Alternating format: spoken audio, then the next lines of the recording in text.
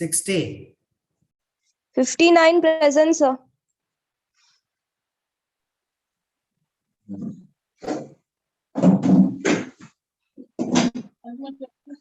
59 present, sir.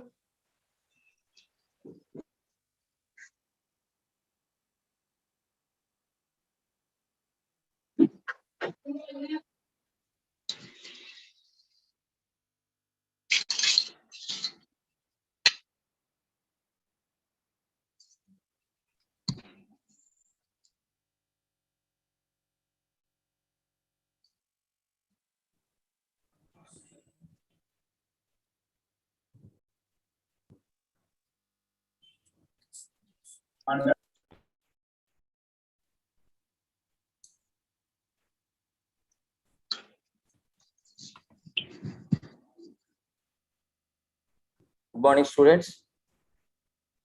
Good morning, sir. We will be starting this security analysis portfolio management. Other students can join other link. I think.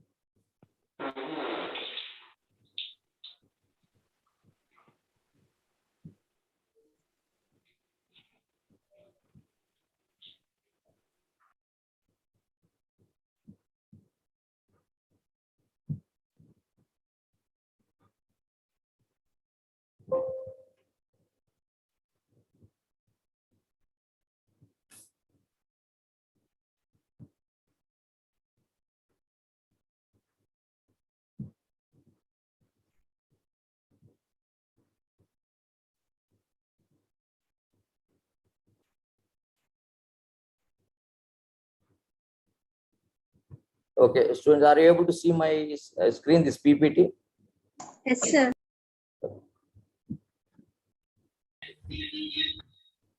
So so we are studying about this security analysis and portfolio management. I have given some introduction in the last class about what is covered in the security analysis portfolio management, what is the importance of this subject.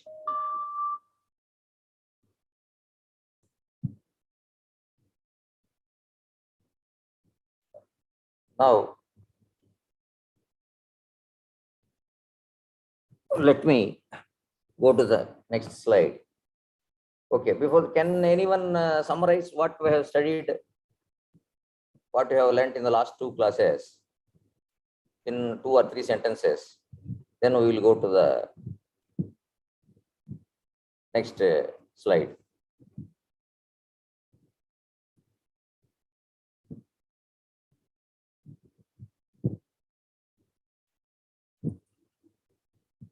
Let me go to the next slide. Okay, before, can anyone summarize what we have studied, what we have learned in the last?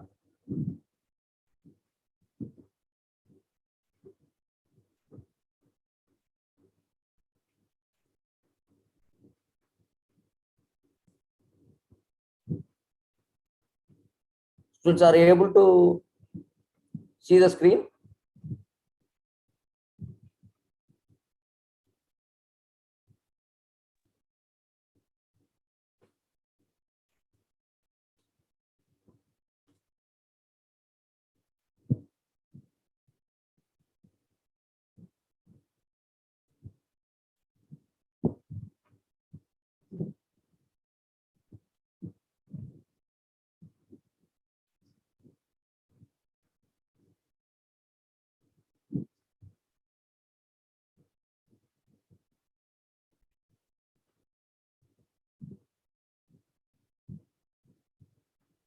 And are you able to see my screen? Are you able to listen?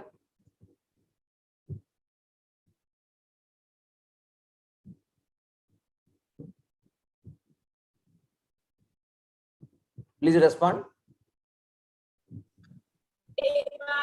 Yes, sir. Okay, let me go to my slides.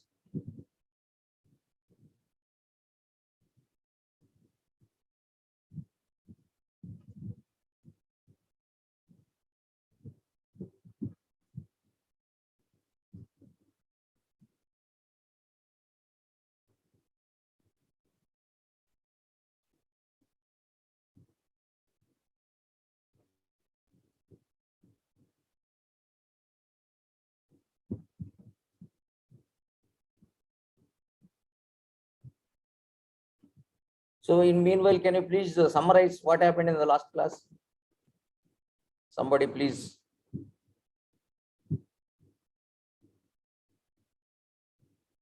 Tell what we are studying about this security analysis and portfolio management, the importance of this subject, and also what is the background. So the background of SAPM is regarding our Indian financial markets. Yeah. So meanwhile, let me go to this slides.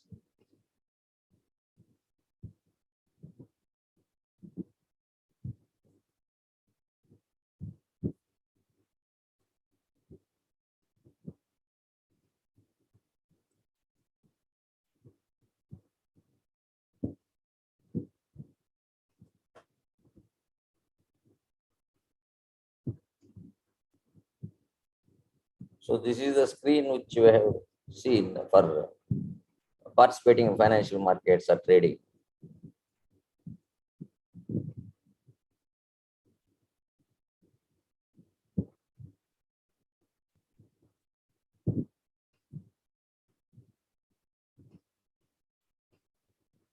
Vidyasagar sir, how to go to these slides?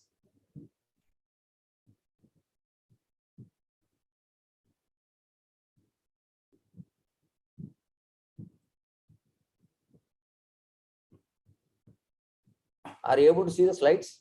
Yes, sir. That is SAPM slides.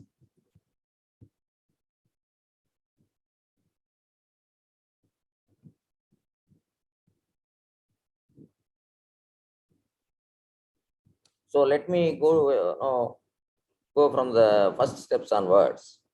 So investment is an asset purchased with the idea that asset will provide income in the future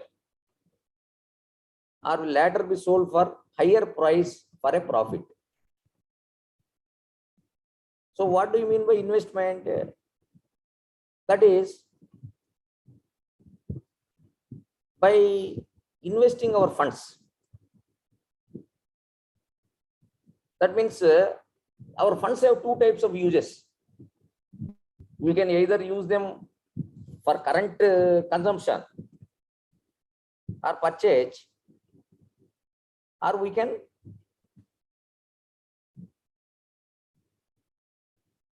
go for investing our purpose, investing our funds. Okay. So what is happening here? This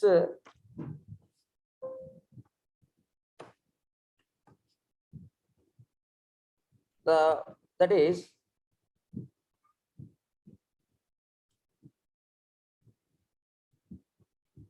we are expecting two types of benefits from our investments.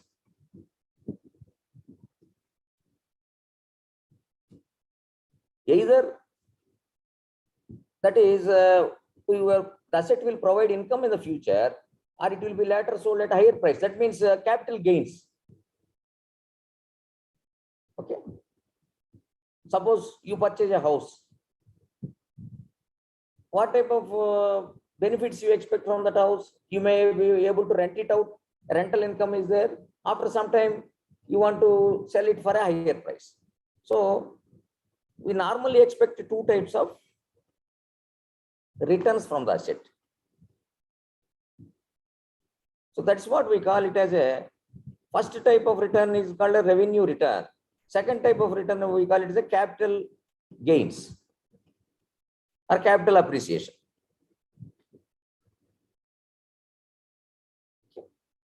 So now, various types of investments we have. That is, these are called investment avenues. So our funds can be invested in financial instruments, like suppose we have stocks and bonds. So suppose you invest in a stock, what type of income you are expecting? You are expecting a dividend, and you are expecting after sometimes capital gains or capital appreciation. So, or you have fixed income instruments like bonds, or other types of instruments also, or other types of investment like commodities you have, or some people can buy artwork. So even art is also coming into a investment instrument. And real estate. So real estate is a age-old investment format.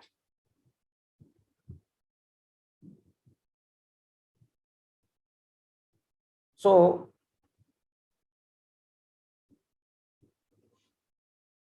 now, if you see here, there are and different types of commodities. We have commodities market also. Different types of investment avenues. These are called investment avenues. Now, how do you select one investment over another investment? So there is various criteria for selecting each type of investment. So we evaluate our investment avenues depending upon those criteria, and we'll take what suits us.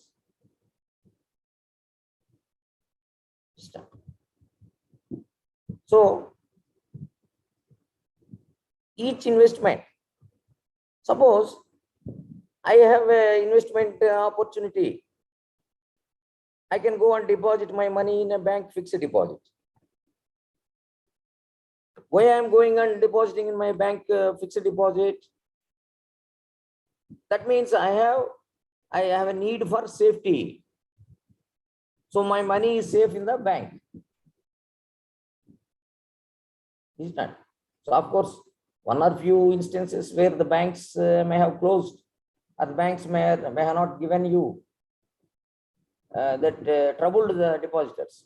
We have some for some months, like we have seen a case of Yes Bank, and earlier previously, anybody have heard of this Global Trust Bank? Can anybody respond? So there are some instances, isolated instances, very few instances of banks, there may be some sort of inconvenience. So why we are going to the bank? Because of convenience, because of liquidity, because of safety. So that was what I'm telling you. These are the attributes of the investment. Liquidity means the bank should be able to give you whenever you want. They can't say come back tomorrow. If your funds are in a savings account, if your funds in a checking account, you should be able to go and claim your money or withdraw your money whenever you want. That's what we call liquidity. So to provide you that facility, banks will give you very little return. So the bank in a savings account, you may get 4%.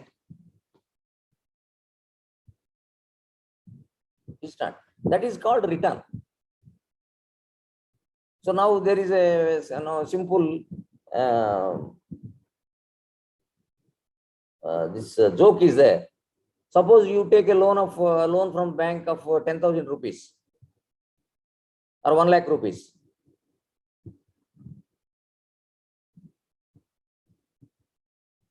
When you take a loan of 10,000 rupees or 1 lakh rupees, you'll be afraid of when the bank officer will come and ask you this money.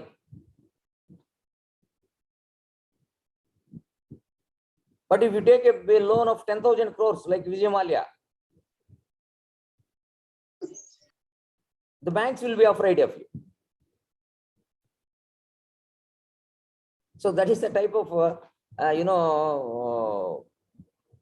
the situation between a lender and a borrower.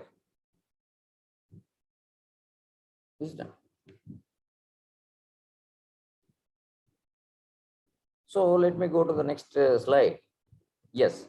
So what are the objectives, various objectives of investment? Why you want to invest your money? See, there are various alternatives.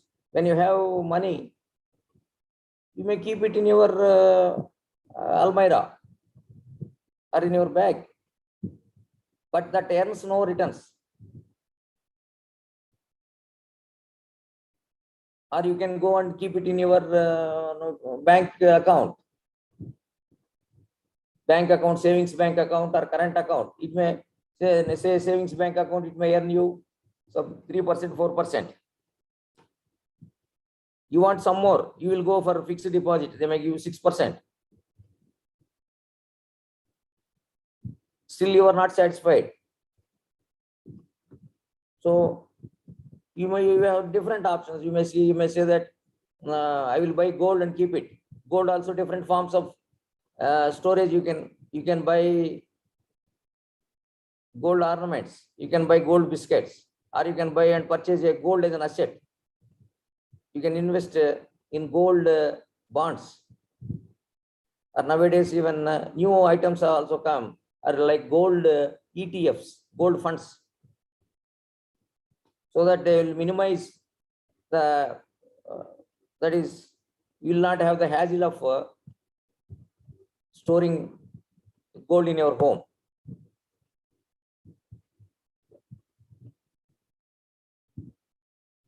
So, or you can, if you are a more enterprising person, you may start your own business. Or if you don't have time to do business on your own, you will go and purchase a part of others' businesses. Like I want to take part in Tata's business, or I want to take part in Zomato or Paytm. These are all new age companies. A lot of interest. So I will go and buy equity shares in other companies.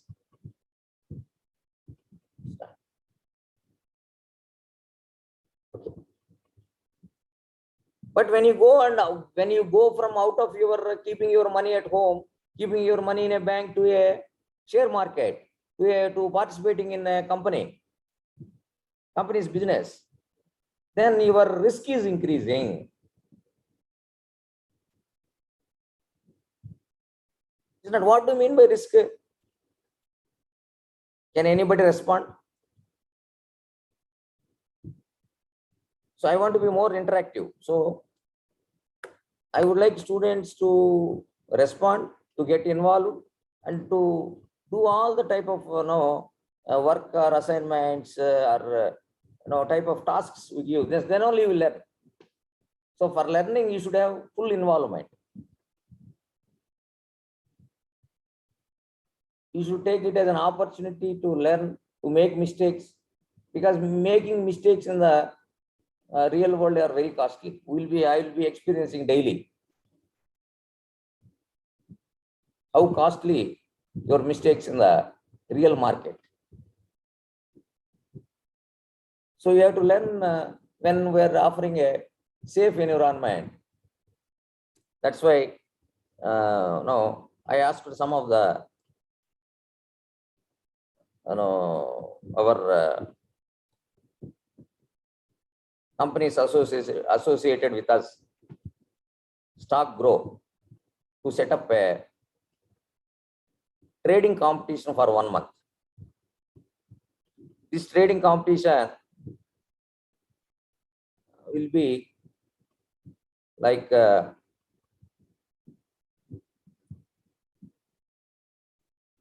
see, it will be going on from February 5th onwards, I think. So they will be giving you virtual money. So virtual money of say something like will be given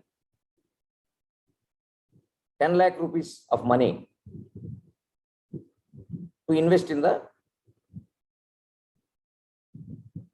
Indian financial market or share market. And the winners will be announced.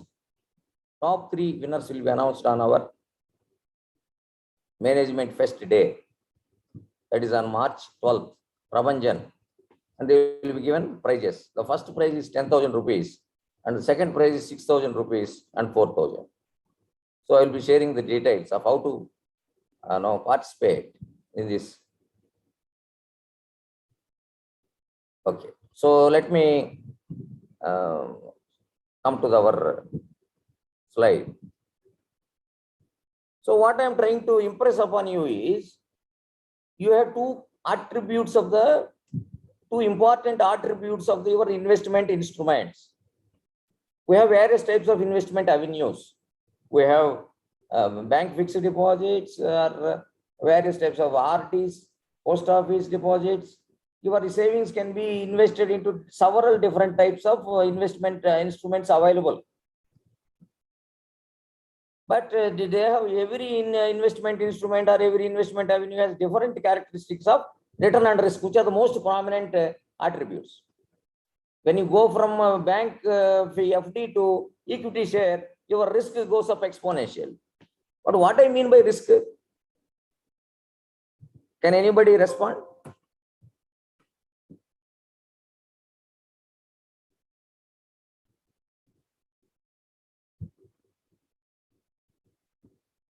What you mean by risk?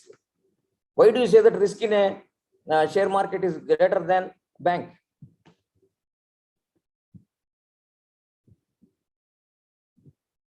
Otherwise, I will ask.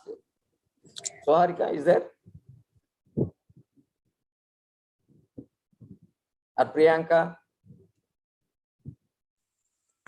Sir, Yeah. Please tell me.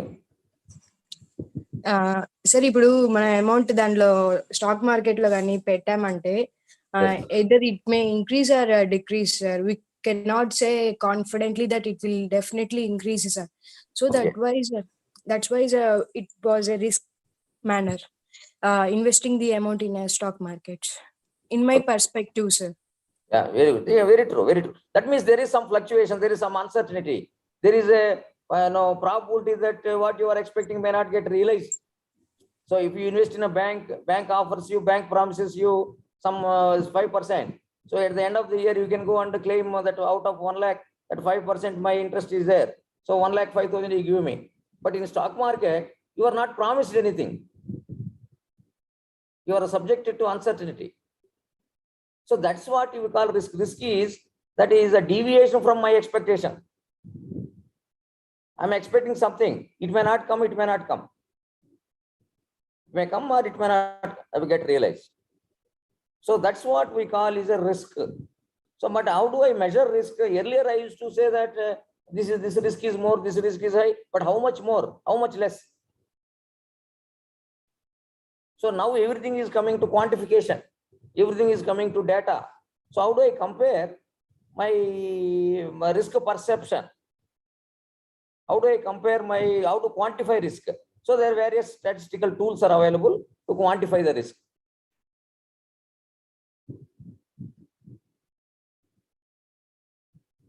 So how many of you heard of this term called standard deviation? Sigma.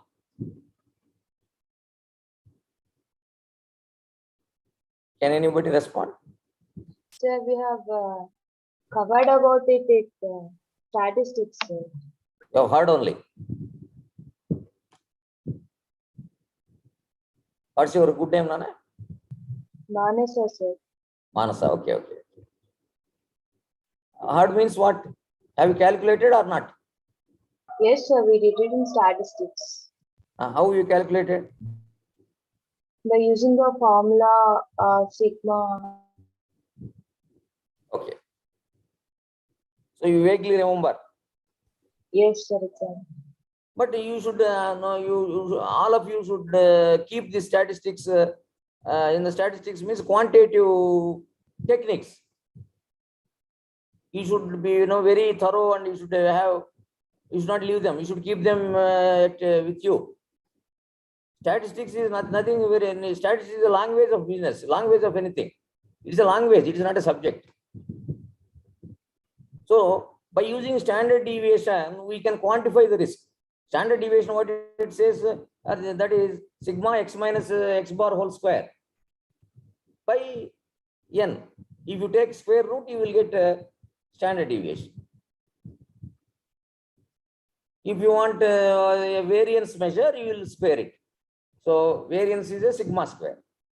So what I mean to say is, in all of statistics, in all of our investment analysis and portfolio management, we use these statistical tools or quantification tools. So in portfolio, we need the help of correlation. We need help of regression. How to understand the market movements. How to understand how the stock moves with the general market.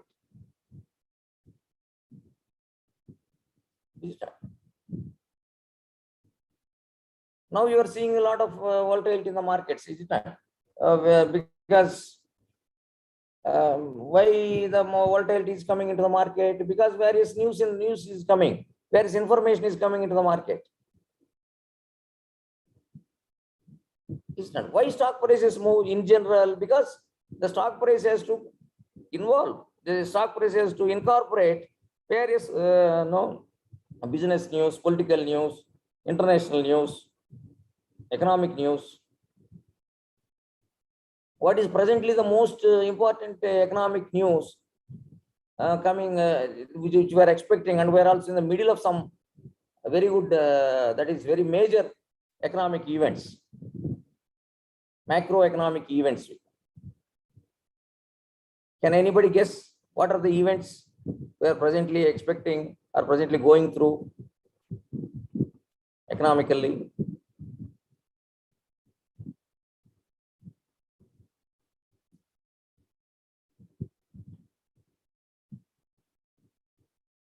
Please respond.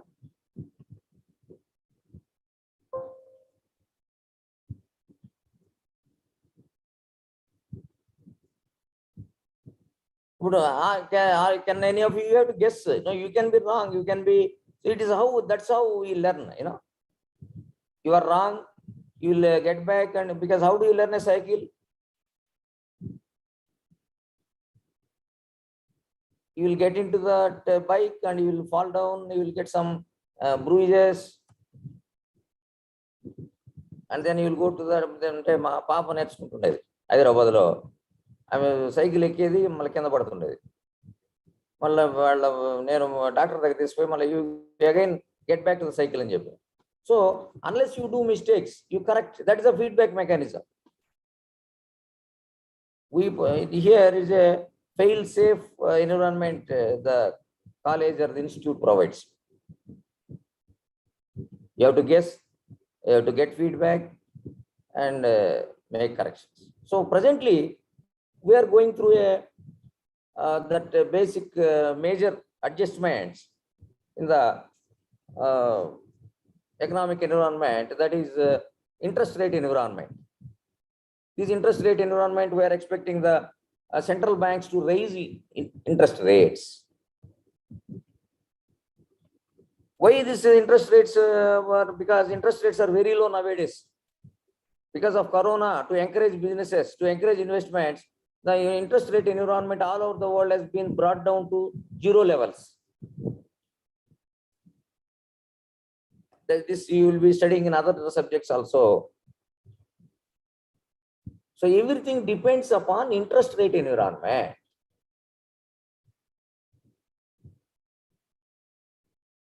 So this interest rate is needed for arriving at a discount rate. The interest rate is needed for arriving at a valuation of bonds, valuation of shares, everything. Is it not? So how do you arrive at how much interest rate I want? How much money I want to earn on my investments? How much minimum is needed? Can anybody respond? Say I am satisfied with 8%. Somebody is satisfied with 10%. How they arrive at that minimum satisfaction rate, depending upon what?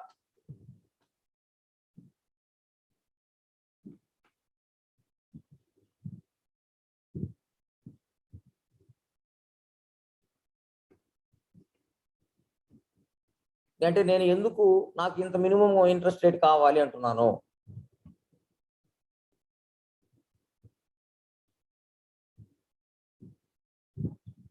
Priyanka?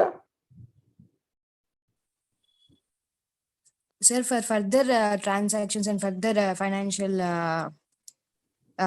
exchange in the stock market. అంటే నాకు ఎందుకు నాకు minimum 5-6% ఇస్తే గానీ నేను నా డబ్బులు invest చేయను అంటాను? Inflation, sir.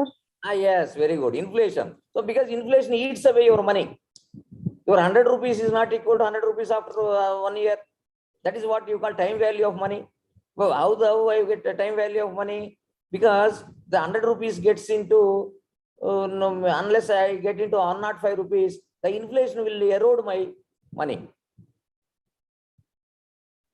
Okay. So this is how the minimum discount rate, minimum rate I need is my interest rate in the economy. So who deals with all these interest rates and inflation? All these are somewhat the RBI will try to control the interest rate environment.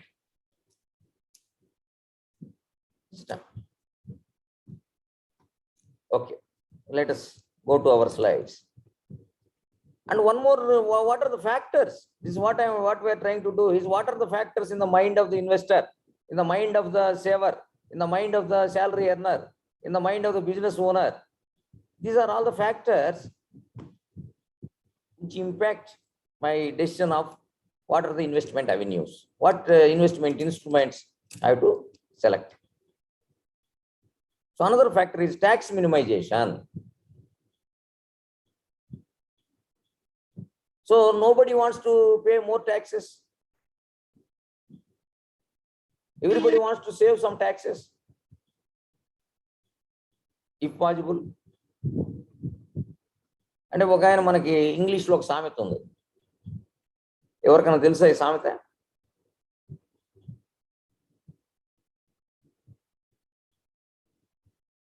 I think George Bernard Shah. ఈ George Bernard Shah ఎవరు? GB Shah అని మనకి English text books లో వచ్చి ఉంటుంది కదా. Is a great author and philosopher. George Bernard Shaw చెప్పాడు, you can't avoid two things in life, death and taxes అన్నాడు. బికాస్ దీస్ కొంతమంది ఉంటారు, వాళ్ళు ట్యాక్స్ తగ్గించుకోవడానికి, ఇప్పుడు 1000 రూపాయలు ట్యాక్స్ తగ్గించుకోవడానికి ఆయన 10 లక్షల రూపాయలు ఇన్వెస్ట్మెంట్ చేస్తుంటాడు. ఇన్వెస్ట్మెంట్ లేకపోతే ఏదో వాళ్ళ ఆడిటర్ చెప్తాడు, సార్ మీరు ఇవన్నీ కొనుక్కోండి మీకు ట్యాక్స్ తగ్గిపోద్ది అంటే. ఆ ట్యాక్స్ కన్నా వాళ్ళకి కమిషన్ ఎక్కువైపోతుంది.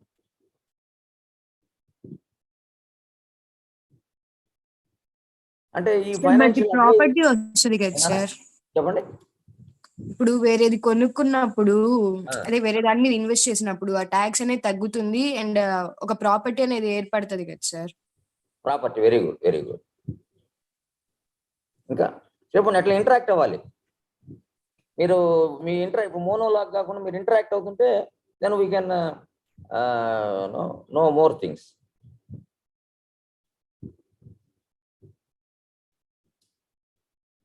What I mean to say is tax impact అనేది one of the factors in deciding in what instrument I want to invest. కొన్ని tax free ఉంటాయి అనుకోండి, I want to go for the tax free. Suppose I invest in a bank's fixed deposit. Yeah, they will give 6%, and out of that 6% also again they will put 30% tax on the interest earned. So 6% what ఇస్తున్నాను అంటాడు, కానీ they are not tax free. So ultimately effectively how much you are earning?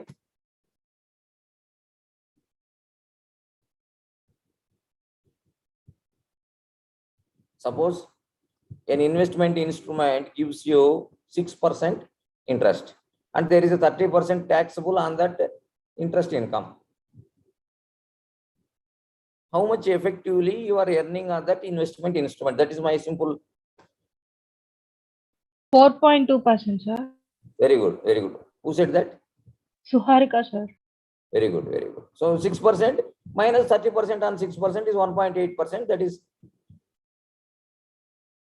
4.2%.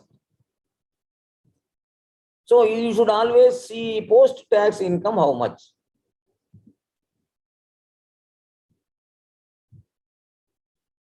అంటే మనకి After deducting tax. After deducting tax. Very good. That means మనం ఏం చేయాలంటే మనం ఊరికి ఏదో ప్రామిస్ చేసాడు కదా అని చూడకూడదు. So what is the effective situation there?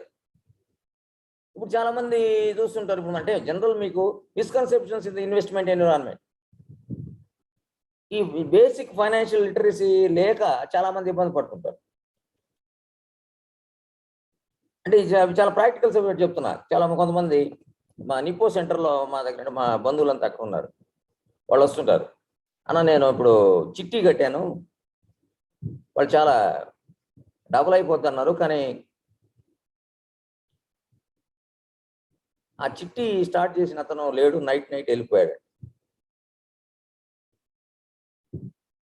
అంటే ఏమవుతుంది వాడు, because we are seeing only one side of the coin, that is return side only.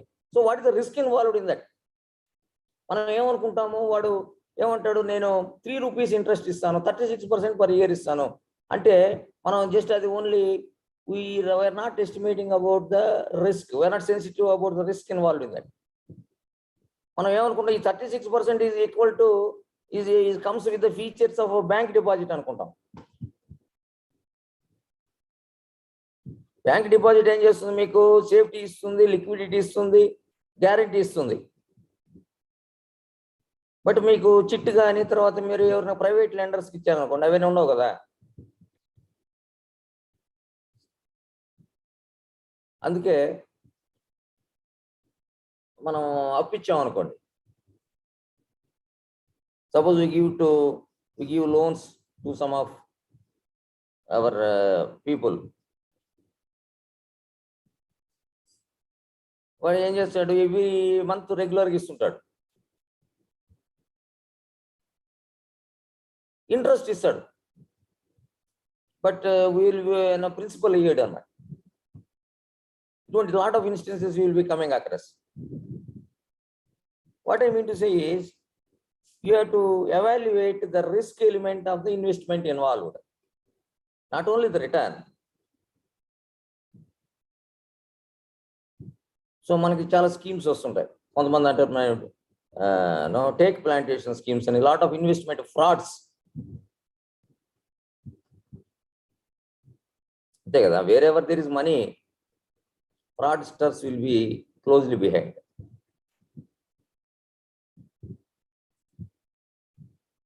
ఇంకొకటి అంటే నేను చాలా స్కీమ్స్ వస్తుంటాయి. అంతకుముందు నెల్లూరులో నేను చూశాను, అప్పుడు గొర్రెల స్కీమ్ మనం ఎవరో చేశారు. తర్వాత lot of schemes, take plantation schemes. Sahara గురించి విన్నారా ఎవరన్నా మీరు?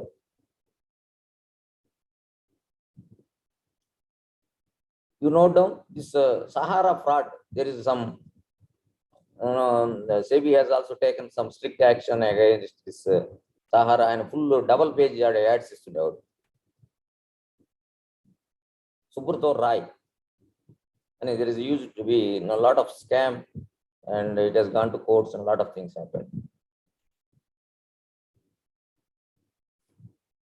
Have anybody heard of this Sahara scheme? Okay, otherwise you inquire in Google, Wikipedia, and all these things.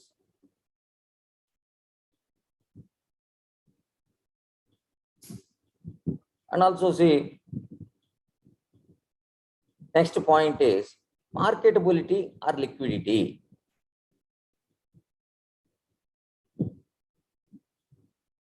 So when we say that this instrument is liquid, liquid means I will be able to convert it into money immediately when I want, with the least amount of effort, with the least amount of slippage. అందుకే చూడు real estate అనేది మనం not అంత liquid కాదని అంటాం. ఎందుకంటాం real estate అంత liquid కాదని? Can anybody respond?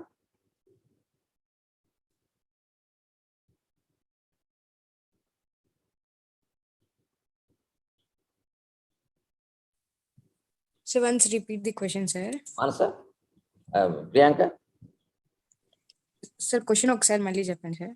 ఇప్పుడు లిక్విడిటీ ఆఫ్ ద ఇన్స్ట్రుమెంట్ చాలా ఇంపార్టెంట్ అంటున్నాం. లిక్విడిటీ అంటే ఏంటి అనేది మనం we are trying to understand. Yes, sir. Liquidity, the amount which we can transaction within less amount, sir.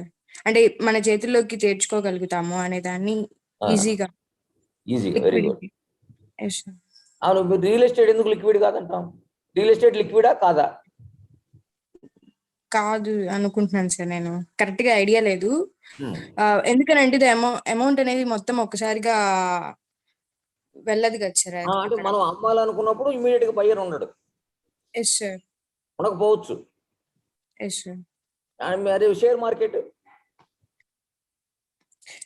whenever the time we want to withdraw we can I think so, sir.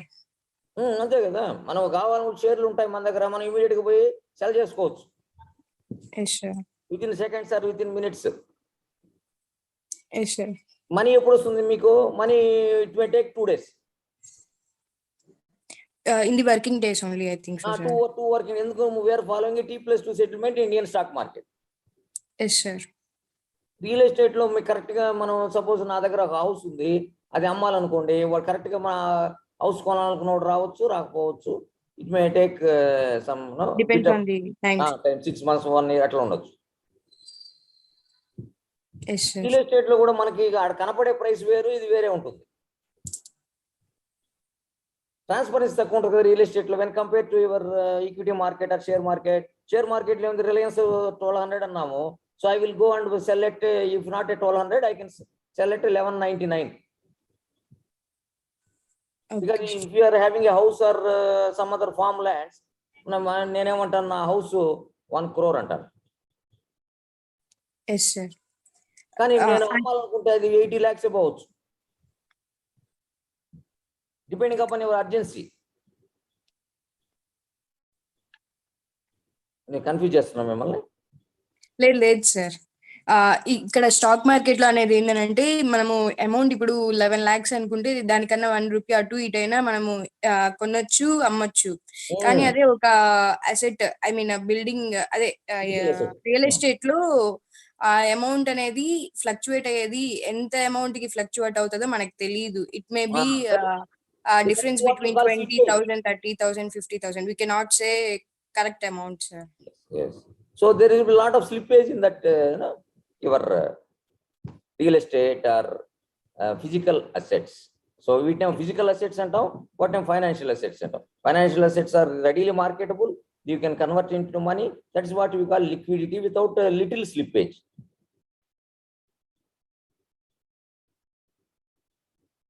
Okay.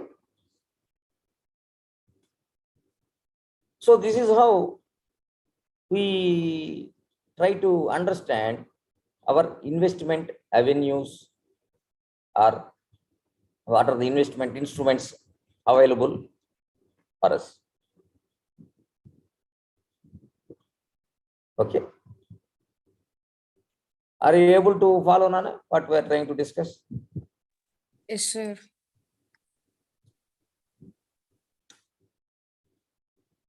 So,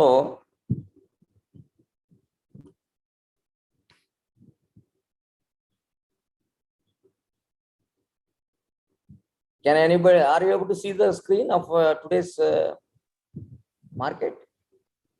Yes, sir. Can anybody tell what is happening today by seeing the screen?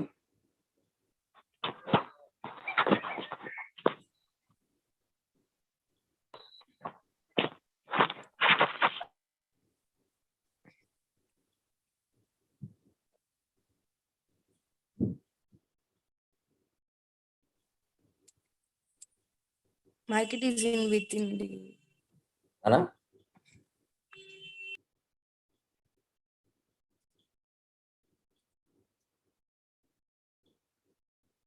ఇప్పుడు మీరు మన class అయిన తర్వాత పోతుంటారు అనుకోండి, ఏమైంది, ఏం జరిగింది ఈవేళ స్టాక్ మార్కెట్లో అడిగితే ఏం చెప్తారు? మీరు నారాయణ ఎంబీఏలో ఫైనాన్స్ చదువుతున్నారని వాళ్ళకి తెలిసిపోయింది. So they will ask you because your studying investments, security and portfolio management. So what happened today in the stock market or now at 10:40? What is happening? Can anybody respond?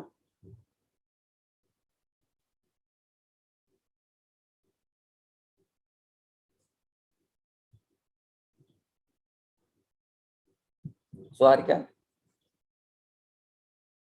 Yes, sir. ఏం జరుగుతుంది ఈవేళ?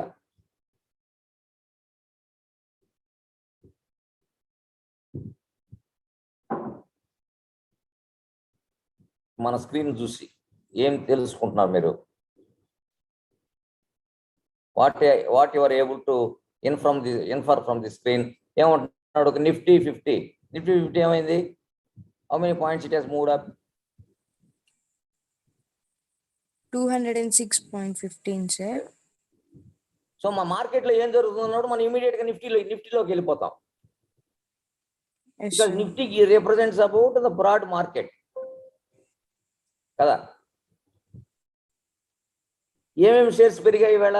Top gainers ఏంటి ఇక్కడ చూసి చెప్పండి. Top gainers ఏం companies పెరిగాయి చూడండి ఇక్కడ. Indus tower. ఇక్కడ వస్తుందా మీకు? ఓఎన్జీసీ 4.7%, ఎన్టీపీసీ 4.85%, అరబిందో ఫార్మా చూస్తున్నారు కదా, కనిపిస్తుందా? Yes sir.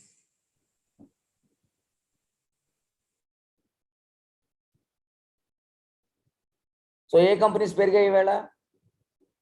ONGC, NTPC, sir. ONGC, NTPC, ఇంకా RO Pharma, Indus Tower. Okay, Mahindra and Mahindra like this. Yes. ఏ కంపెనీస్ తగ్గిపోయినాయి? Maruti, BHEL, Power Grid, SBI. Okay, so like that, every day there will be these fluctuations depending upon various news, corporate news, economic news, and also we are expecting in this week, next week, huge volatility because of budget, because of interest rates, central banks, Fed decisions on interest rates. All these news are there. Can anybody summarize what happened today's market, what we have learned till now in this our subject? Can anybody summarize? Then we will close.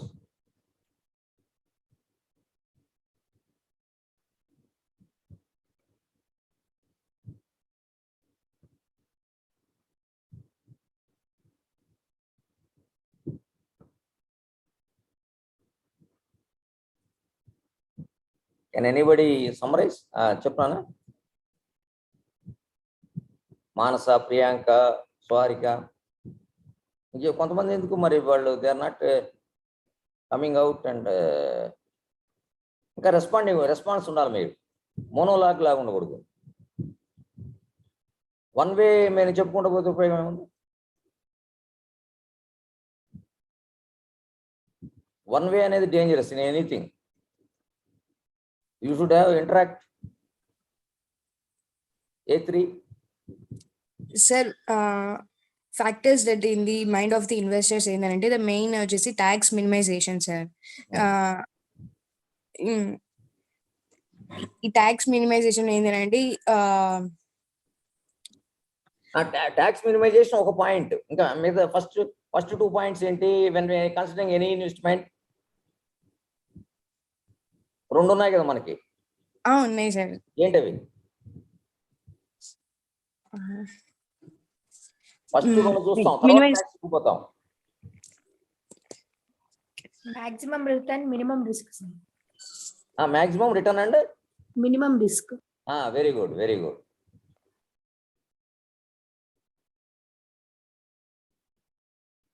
తర్వాత other attributes లో పోతాం. Next చెప్పండి, continue చేయండి.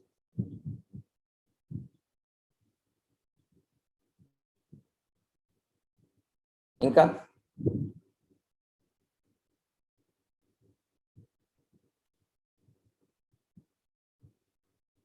Why we need fixed interest we discussed, sir.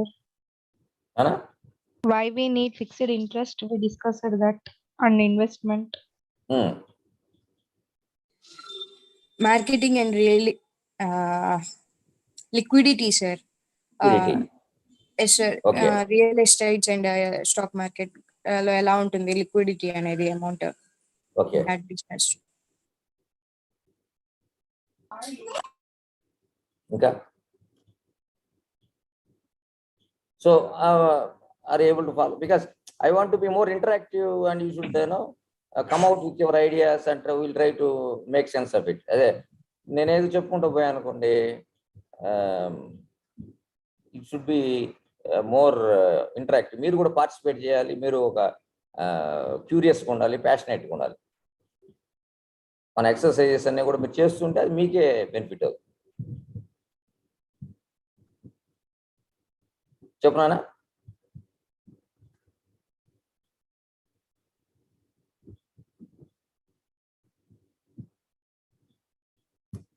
So మీరేం చేస్తారంటే home exercise రాసుకోండి. Okay sir. Exercise, please note down the exercise for today. What are the investment instruments available? అంటే ఏంటి? మనకి బ్యాంక్ ఫిక్స్డ్ డిపాజిట్, తర్వాత bank recurring deposit, post office deposit, NSS, various things ఉన్నాయి కదా. ఇవన్నీ instruments. What are the investment avenues or instruments available for investor in India?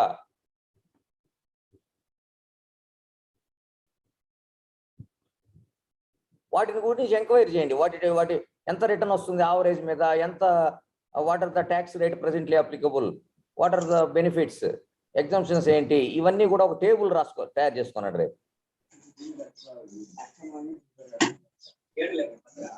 Okay sir. Question విన్నారా? Yes sir. Repeat చేయనా Sarika? What are the types of investment avenues or instruments available in investor in India? దాని మీద table ఎంత return వస్తుంది, ఎంత risk ఉంటుంది అని brief గా టేబుల్ వేసుకోవాలి. Features of each instrument. yes sir. Okay, any other questions or clarifications?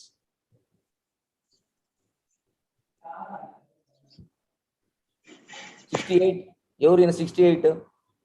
అమ్మా నేనే. ఓకే. అంటే మీరు ఏం క్వశ్చన్స్ వేయకపోతే నాకు డౌట్ వస్తుంది. మా సార్ చెప్తున్నాడు ఎవరు క్వశ్చన్ లేదంటే 2 పాసిబిలిటీస్ ఉన్నాయి. వాళ్ళకి మొత్తం అర్థమైన అయి ఉండాలి, అసలు ఏం అర్థం కాకపోయి ఉండాలి. So I hope you belong to the first category. Thank you very much. Will continue in the next class. Okay sir.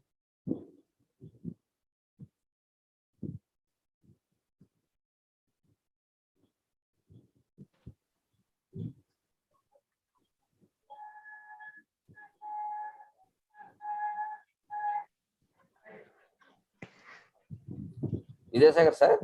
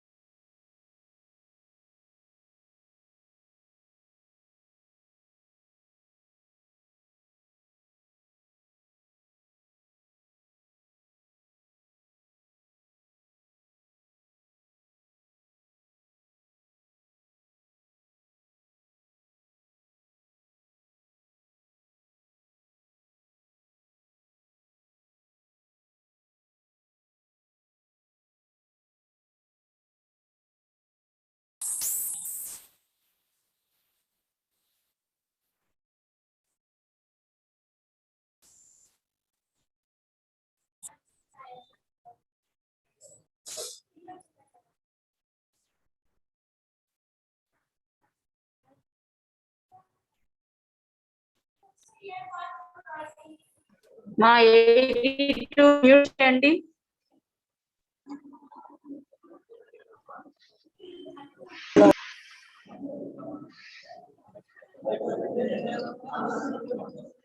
మా roll number 82.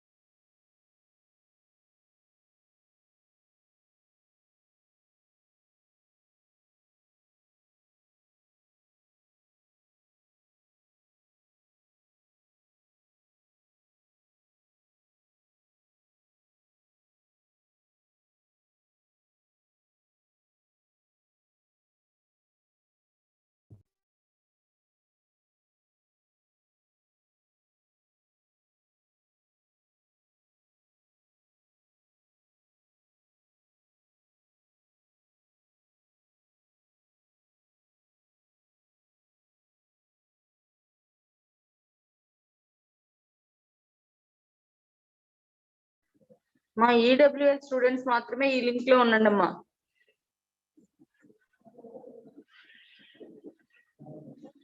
Is it clear? All of you? Yes, ma'am. Okay.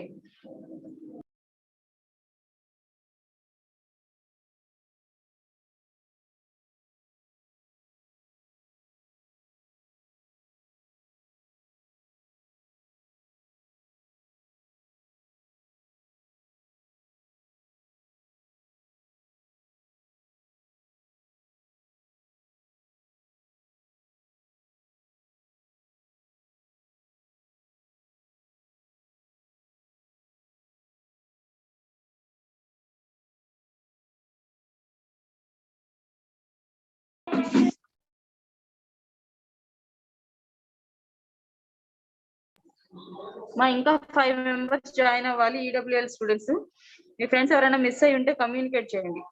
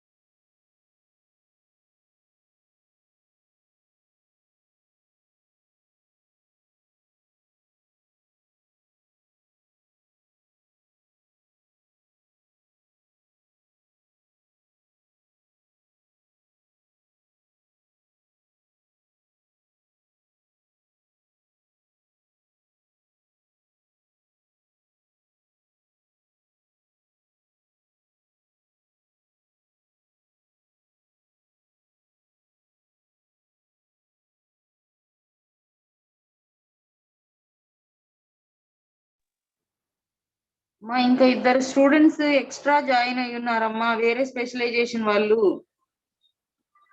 మీరు check చేసుకొని join అవ్వాలి. ఇది EWL class. Okay,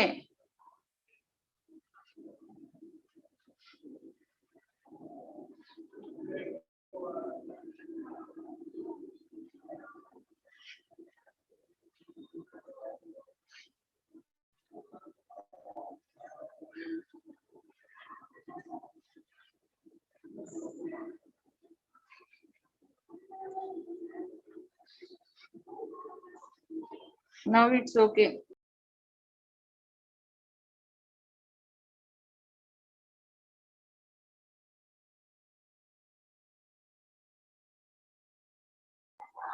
Madam,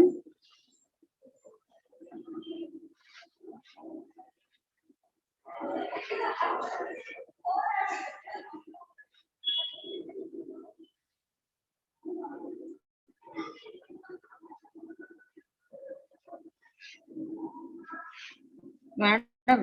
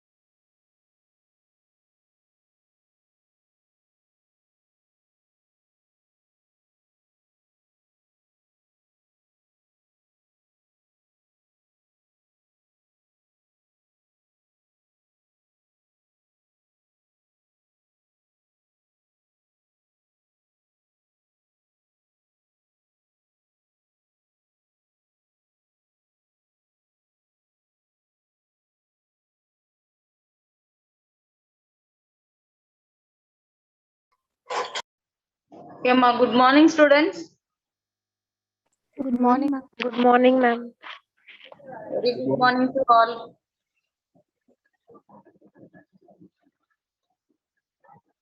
Now we are going to start our today's class with employee welfare approaches.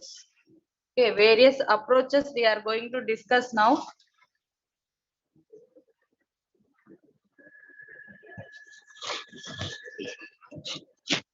Let me share our screen.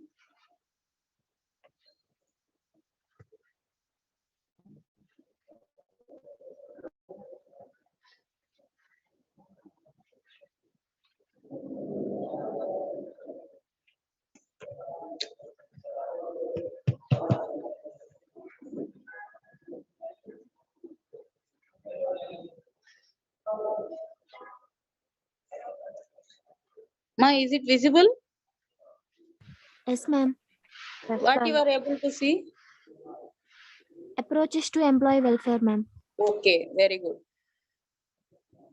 So here we are going to start our discussion with approaches to employee welfare, right?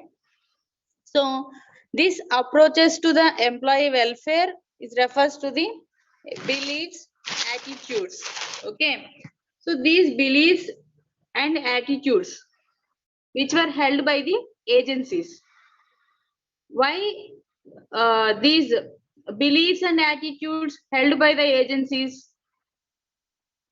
and who are acted as the employee welfare agencies? Can anybody know these employee welfare agencies? I think it is our next coming topic. మనము దాంట్లో discuss చేస్తాం. Next coming topic లో కూడా discuss చేయబోతాము. Before that, if anybody know these employee welfare agencies, you can tell. Anybody know about the welfare agencies? We have 4 different types of employee welfare agencies, actually, and these are very much popularized to everyone. And we people, that means we people in the sense those whoever working as an employee in so and so organization, they are getting that they are going to see these kind of welfare measures with the support of these employee welfare agencies, who are acted as employee welfare agencies in the sense the central government. First thing is central government, and next is state government, and the third one is employer of that so and so organization, and the fourth one is trade unions. Okay, so these 4 are acted as employee welfare agencies. Okay, so this, and with the support of these employee welfare agencies, we are going to enjoy the benefits of various employee welfare measures. Okay, so and these 4 agencies are plays an important role by that means in the providing of various welfare measures to the employees of various organizations. Okay, so that's why here also we are discussing these approaches to the employee welfare, which refers to the beliefs and attitudes which were held by the agencies and which provides the welfare facilities. Okay, so see these agencies provides welfare facilities అంటున్నాం. ఎలా provide చేస్తున్నారు, what is the main motive behind this, and how they inspired themselves to provide these welfare facilities, etc. So these agencies provide some welfare facilities which were inspired by the religious faith and also philanthropic duty and the like. Okay, so this philanthropic duty is also a sub concept, and it is a very good concept which is comes under ethics.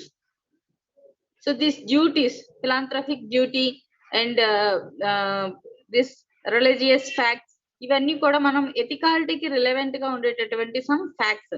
Okay, so somewhat involve అవుతుంది ఇక్కడ. Okay, and coming to this, here there are some various approaches to the labor welfare which reflects the attitudes and beliefs of the agencies. So ఈ approaches ఏవైతే మనం next ఇప్పుడు చదవబోతున్నామో, so these approaches to this labor welfare will reflect the attitudes and beliefs of the agencies. Again ఇక్కడ మళ్ళీ agencies అనే మాట వచ్చింది. So agencies అనగానే మీకు ఎంప్లాయీ వెల్ఫేర్ ఏజెన్సీస్ అనగానే మనం ఇప్పుడు డిస్కస్ చేసిన ఈ 4 పాయింట్స్ గుర్తుండాలి. Okay, central government, state government, employer of that so and so organisation. అంటే ఎక్కడైతే మనం ఏ ఆర్గనైజేషన్ లో అయితే వెల్ఫేర్ మెజర్స్ గురించి డిస్కస్ చేయబోతామో, సో వాళ్ళకి ఇన్ కేస్ ఆఫ్ ఎంప్లాయర్ ఏదైనా వాలంటరీ కొన్ని మెజర్స్ ఫాలో అవుతారు, నాన్ వాలంటరీ ఉంటుంది, వాలంటరీ ఉంటుంది. సో అక్కడ మనకు వాళ్ళు ఒక ఏజెన్సీగా ట్రీట్ చేయాలి. And the trade unions. Okay, so they are engaged in welfare activities. So welfare facilities may be provided on religious, philanthropic or some other grounds.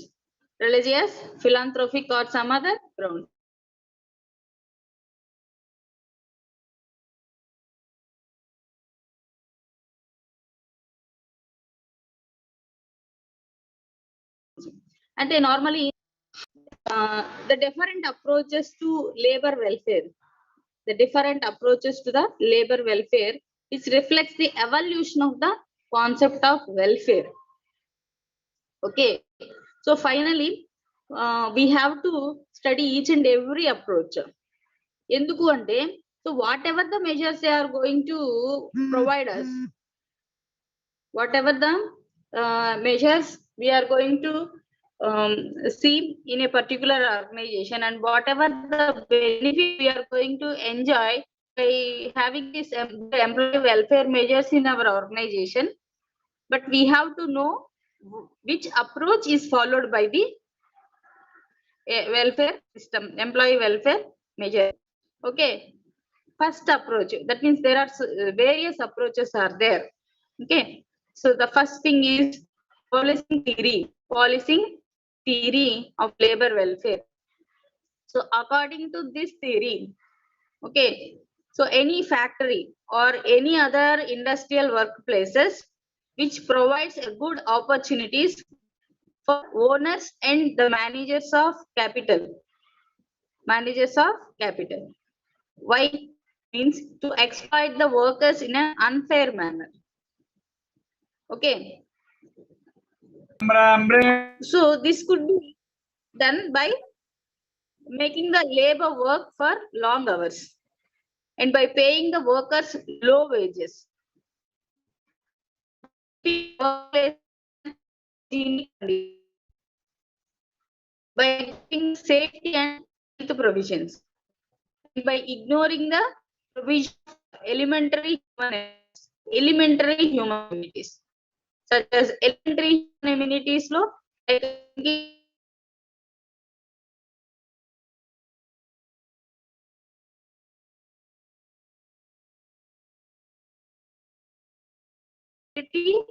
clear here. Welfare state cannot be passive spectator of this limitless exploitation. Exploitation. So that's why it enacts the legislation under which managements are compelled to provide the basic amenities to the workers. Basic amenities must be provided to the workers. Amenities అంటే మీరు ఇంకేదో అనుకోకండి, అంటే already you know very well, but just నేను just ఫార్మాలిటీకి చెప్తున్నాను. Amenities are just like a facilities. Okay, so amenities to the workers. So the state assumes the role of policeman and compels the managers of industrial establishments to provide the welfare facilities and punishes the complier. So this is the policing theory of labor welfare. Okay, so policing theory lo manaku enti, so ekkada manaku worker exploitation anedi rakodadu, and we never ever treat the workers in an unfair manner, and we should we should sincerely provide the facilities.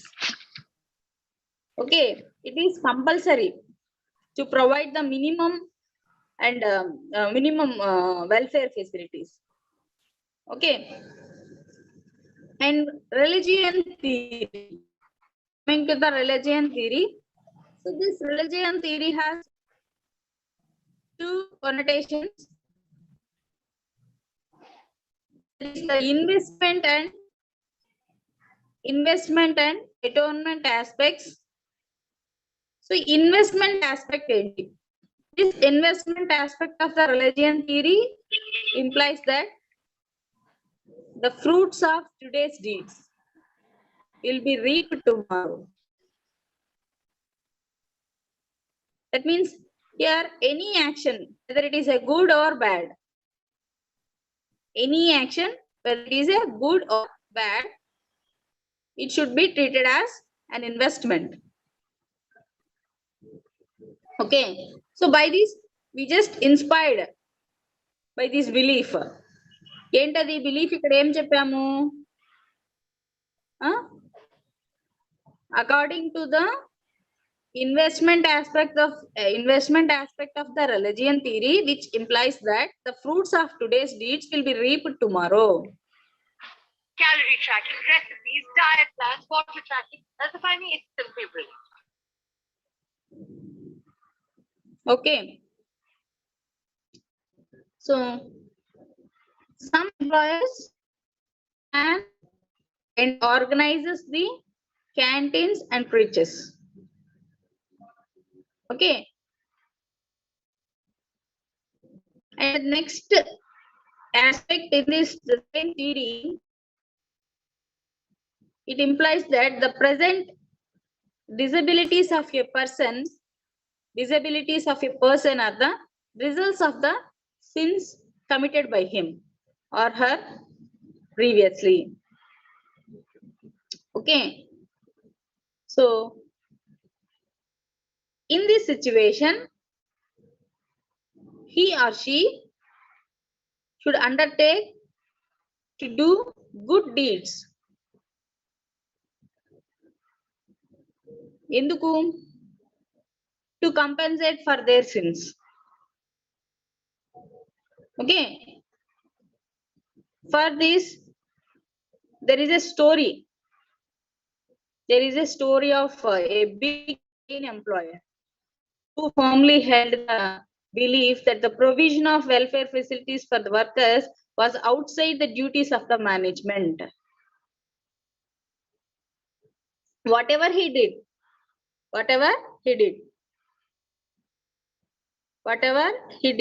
provide was under government compulsion and supervision.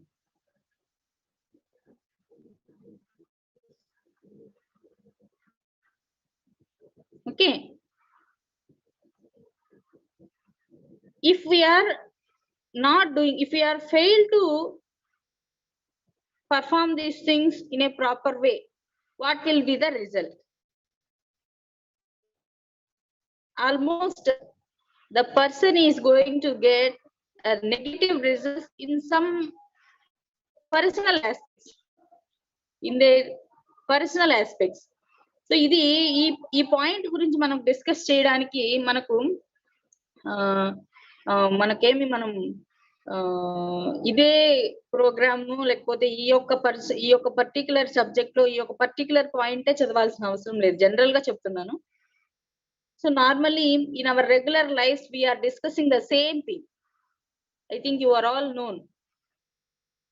Okay, so that's why whether we are a part of a particular organization or a part of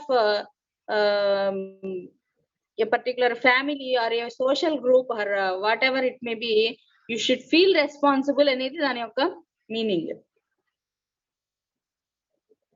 okay, so ఏమైంది, next ఏమైంది, later his own health is suffered. He felt that as a compensation or expiration or even as an investment in a good deed, punyam.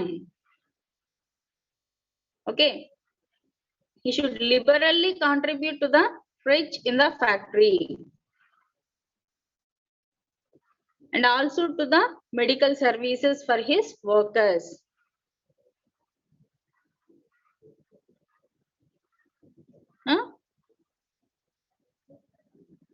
So that's why these type of stories are the best examples for explaining this religion theory. Okay, and next, philanthropic theory. What it means, what this philanthropic theory is explaining. Philanthropy means, ఈ philanthropy అనే word మనకు last 2 classes లో కూడా వచ్చిందమ్మా. Normally these employee welfare measures philanthropic nature. So philanthropy means affection for mankind. So this philanthropic theory of labor welfare is always refers to the provision of good working conditions. Am I audible? All of you? Yes, ma'am. Yes, ma'am. If any voice disturbance is occurred, immediately you just ask me. Okay? Okay, ma'am. Emma. Okay. Thank you. So this philanthropic theory is always explains us, and it's always refers to the provision of good working conditions. good working conditions, preachers and canteen facilities. Okay, why we have to provide all these things means, if we succeeded to provide all these things, that means as an employers లో కూడా ఏ type of thought ఉండే వాళ్ళు ఈ work చేస్తారు? Who wants to remove the disabilities of the workers?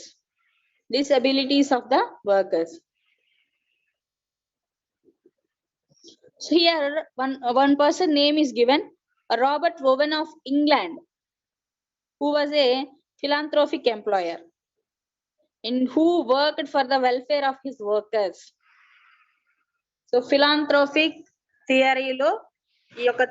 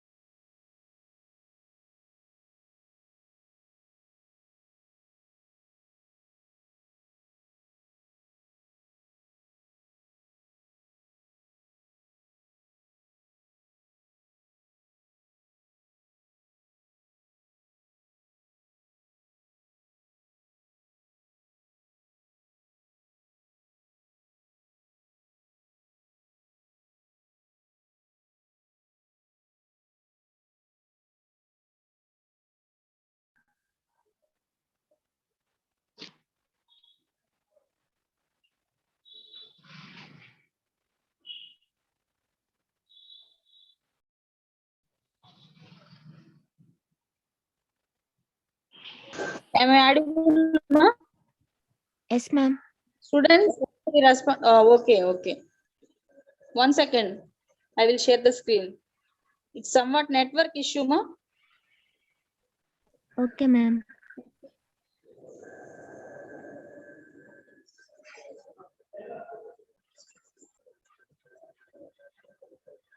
Ma, wait for a while. Madam will make me as a host. I will lose my host.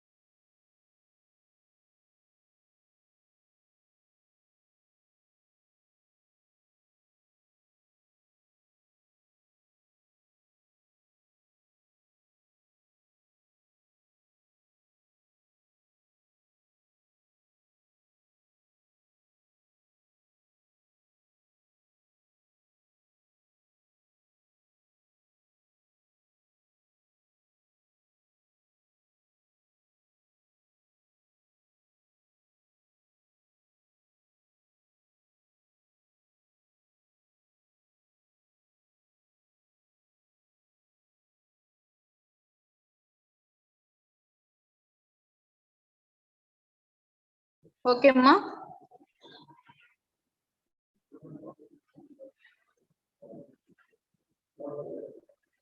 Okay, students.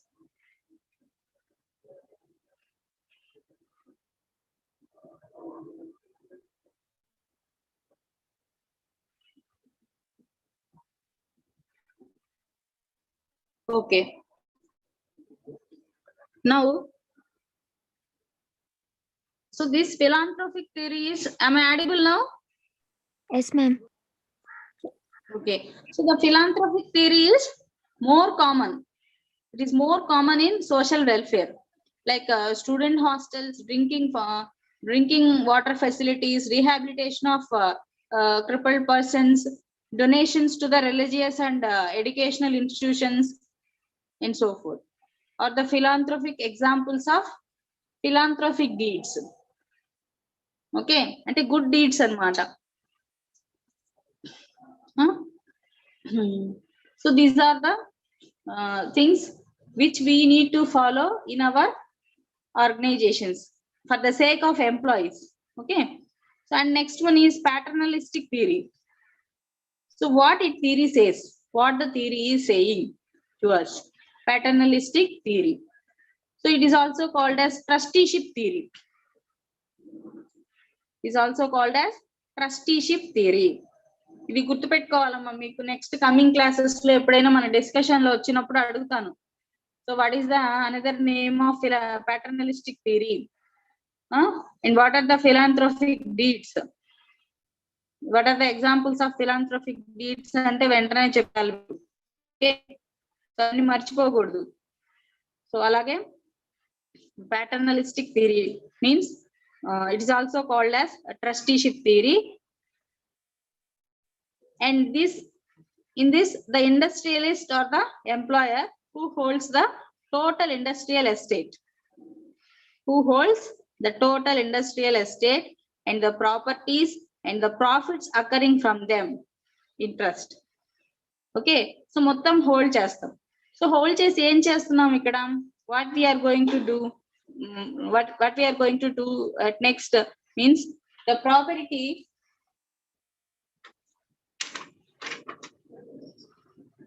one second, wait for a while students.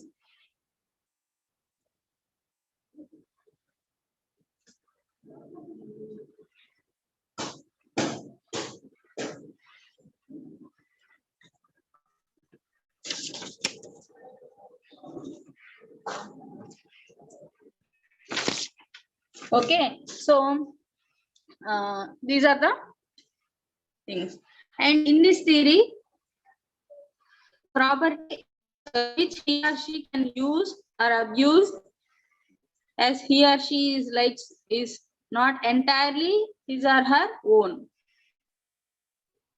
Okay, ఎందుకు hold చేస్తున్నారు ఇక్కడ, why he or she is holds it for his own, that means for his or her use, for their use, and undoubtedly for the benefit of his or her workers.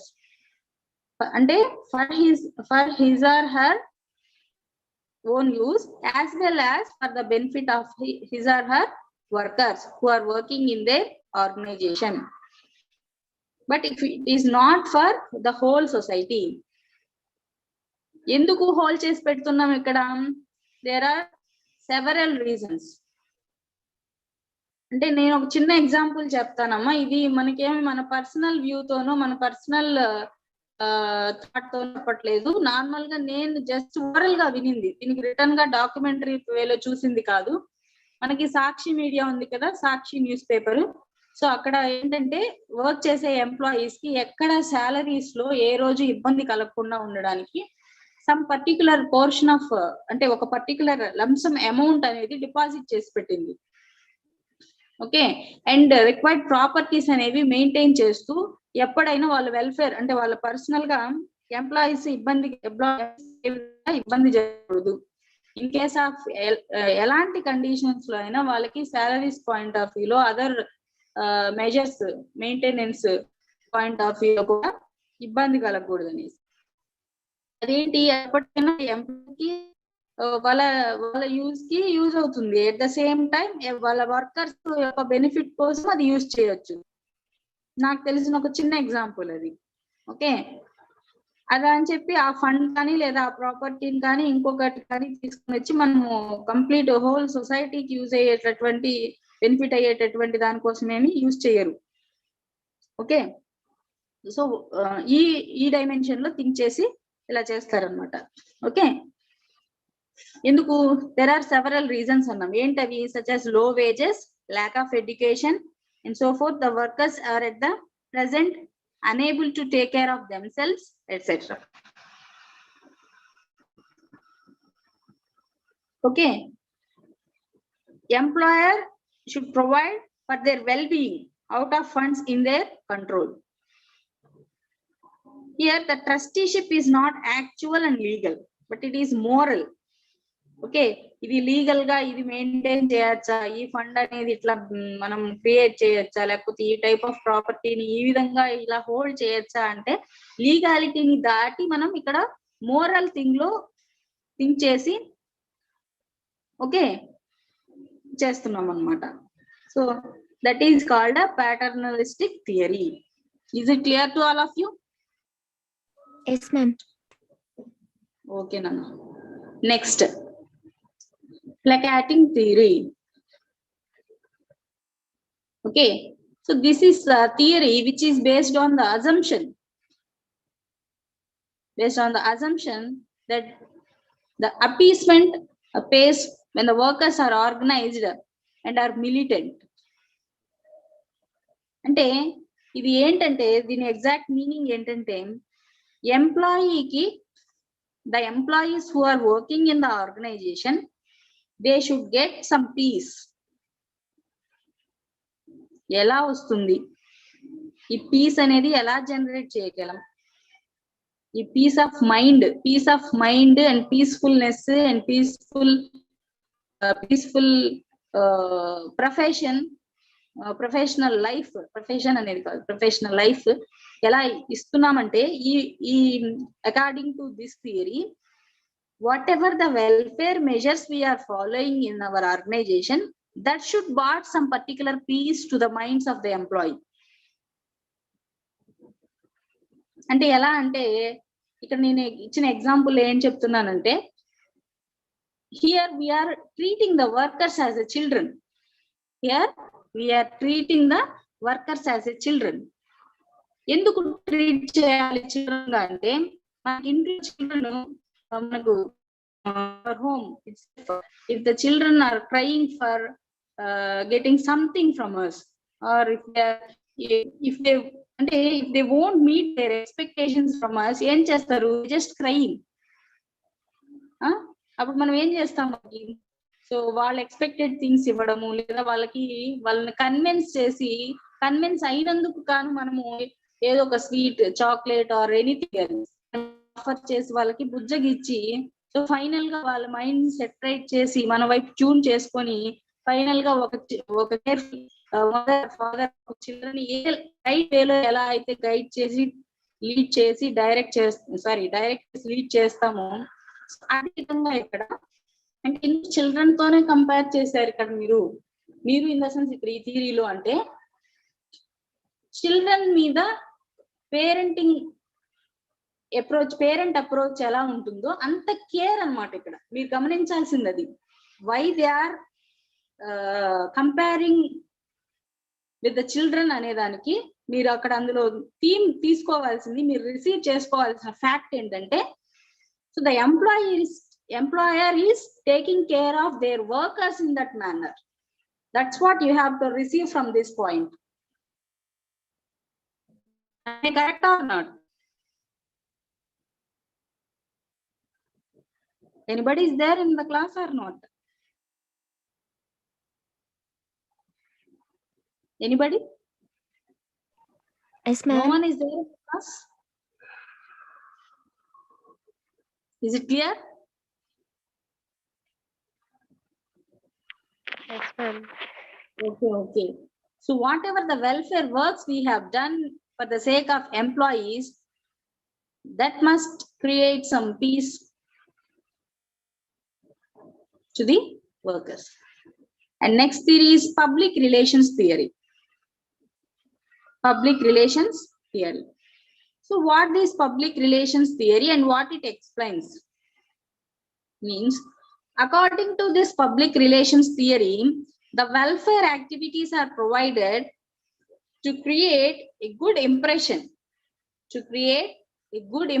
in the minds of the workers and the public. Okay.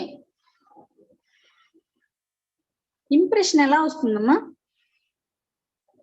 ఇప్పుడు impression create చేయాలి, impression కలగాలి, ఎలా కలుగుతుంది? In all angles and all dimensions, whatever the required things are there, if we meet those requirements, if we meet those expectations in a proper manner, then only it is possible to get or to create a good impression on us, right? At the same time, in the same manner, if the organization wants to create a good impression on the minds of the workers and the public, what they have to do, they should tries to provide a good welfare activity. They should try to conduct some good welfare activities and organize some welfare programs in the organization in a right manner. Then only it is possible.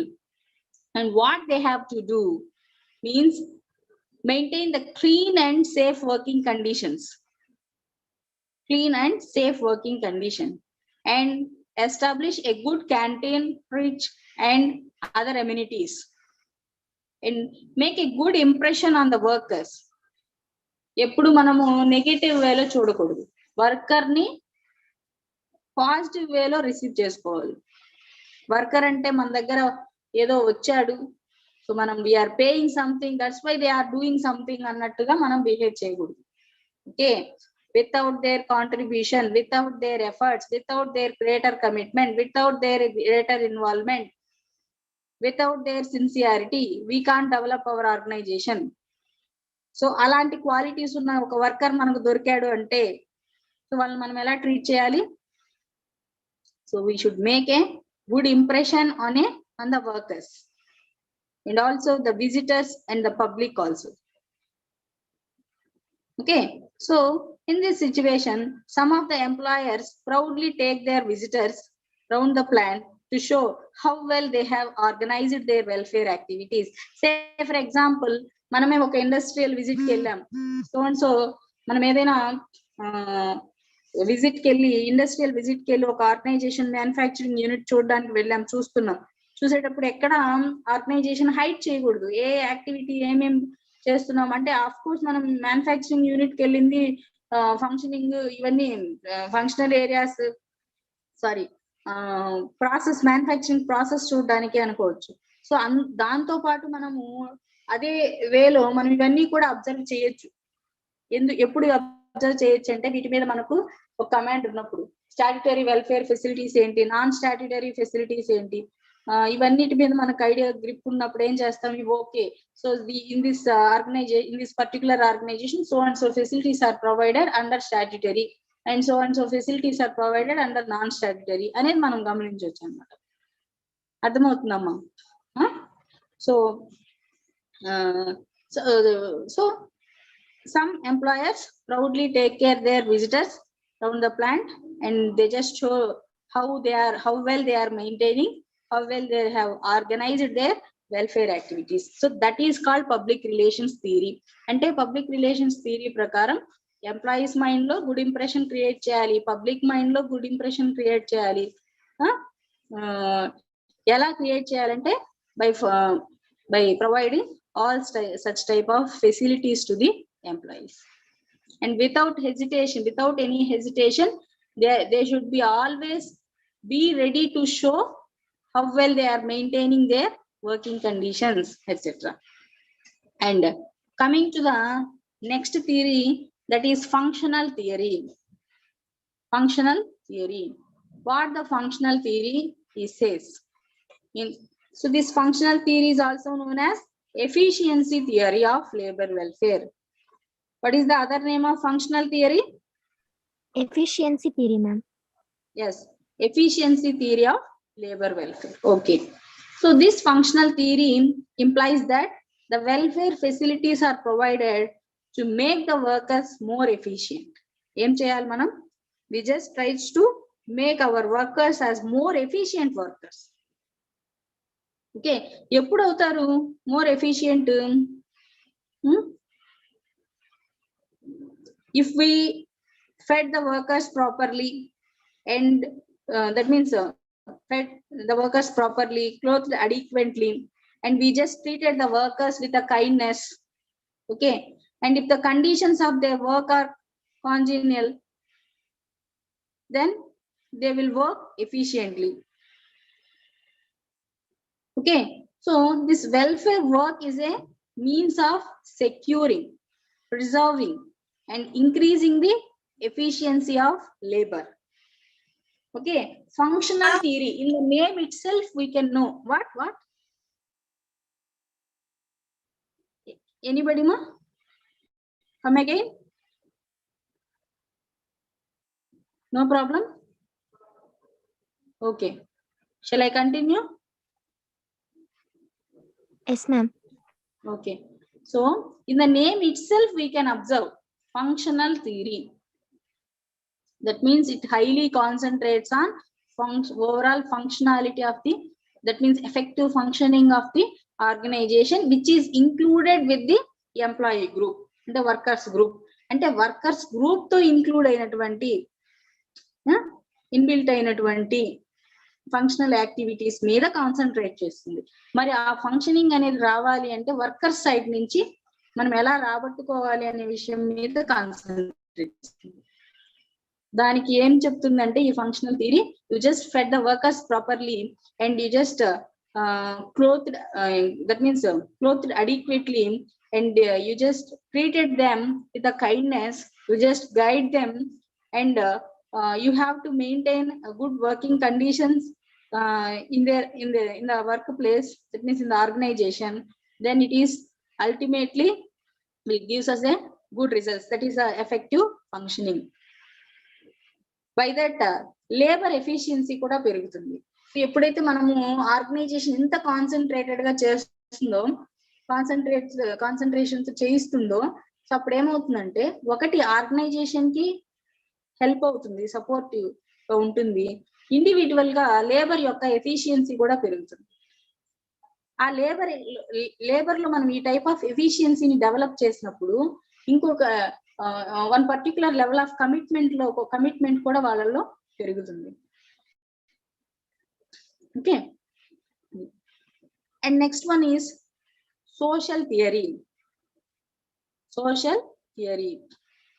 So what the social theory says, that the social obligation of an industrial establishment. What's the social obligation of industrial establishment ante has been assuming a great significance in these days. అంటే according to this social theory, that the factory is morally bound to improve the conditions of the society.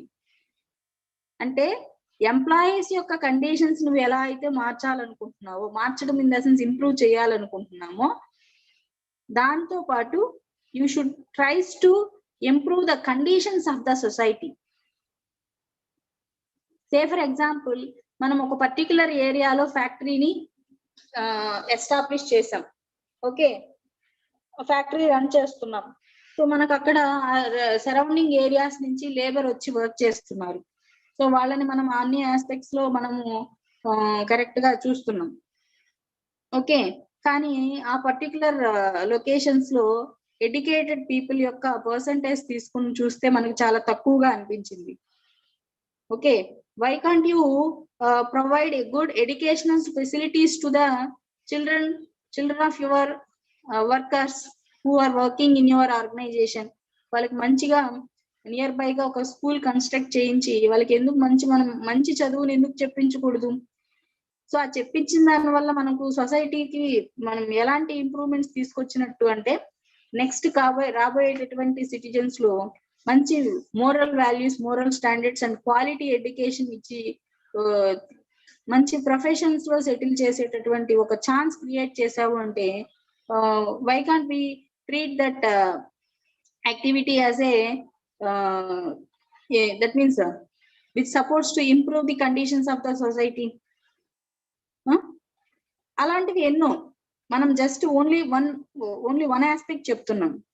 Okay, so అలా ఇక్కడ according to the social theory, what we have to do means we should be morally bound to improve the conditions of the society, besides improving the conditions of its employees also. Here the labor welfare, that means as we already mentioned earlier, is gradually becoming a social welfare. అంటే ఎలా అయితే మనం improving employees conditions ని improve చేస్తూ వాళ్ళ యొక్క families and other things మీద concentrate చేస్తూ ఈ యాక్టివిటీస్ ని వైడన్ చేస్తూ స్ప్రెడ్ చేస్తూ డెవలప్ చేసుకుంటూ వెళ్తామో ఆటోమేటిక్ గా అది ఎలా అవుతుందంటే సోషల్ వెల్ఫేర్ కింద టర్న్ అవుతుంది. It is gradually becoming social welfare. Is it clear all of you? Yes, ma'am. మా మీకు ఏమన్నా డౌట్స్ ఉంటే అడగండి. ఒకవేళ అదే క్లాస్ లో మీకు క్లియర్ కాకపోయినా నేను మళ్ళీ నెక్స్ట్ క్లాస్ లో అయినా మీకు క్లియర్ చేయడానికి మనం ట్రై చేద్దాం. ఇబ్బంది ఏం లేదు. మీరు అలానే డౌట్స్ ఉంటే దాన్ని అలానే పెట్టేసుకొని మీరు దాన్ని వదిలేయడం అలాంటిది కరెక్ట్ కాదు. In case if you have any doubts you can ask me. I will clear at that moment or I am supposed to clear that in the next coming class also. But we have to try. Okay. Anybody have any doubts regarding this today's class?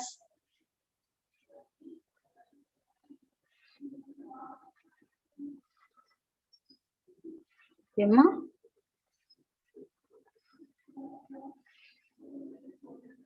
Chapali. Anybody please? Andarki clear aina?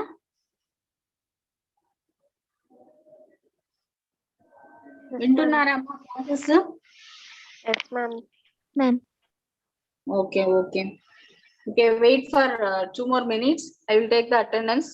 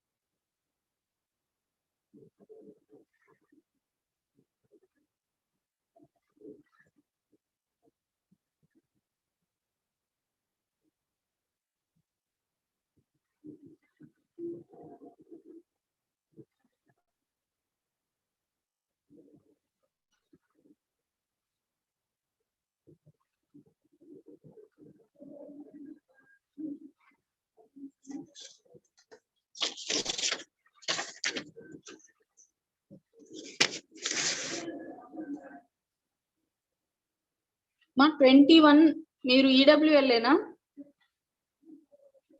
No madam. మరి ఎందుకున్నారు? EWL కాదా మీరు?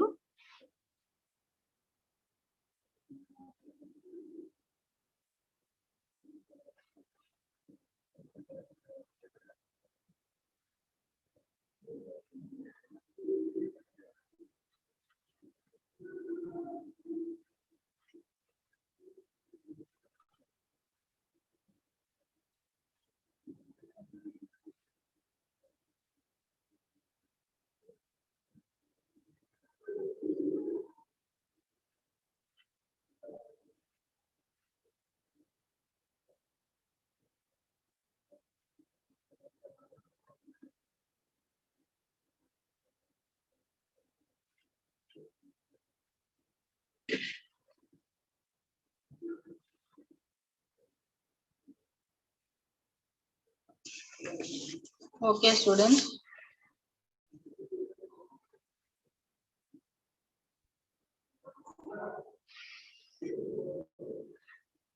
మా next class మీకు సిసిడినా? Yes, ma'am. Okay.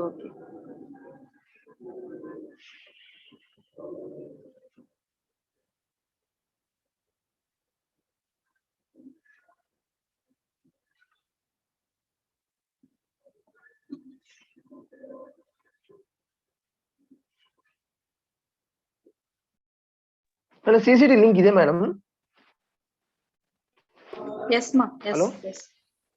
Yes, Mahe, Ashok. CCD class CCD will ఇదే be link. continued in the same link. Okay ma'am. Thanks. Okay.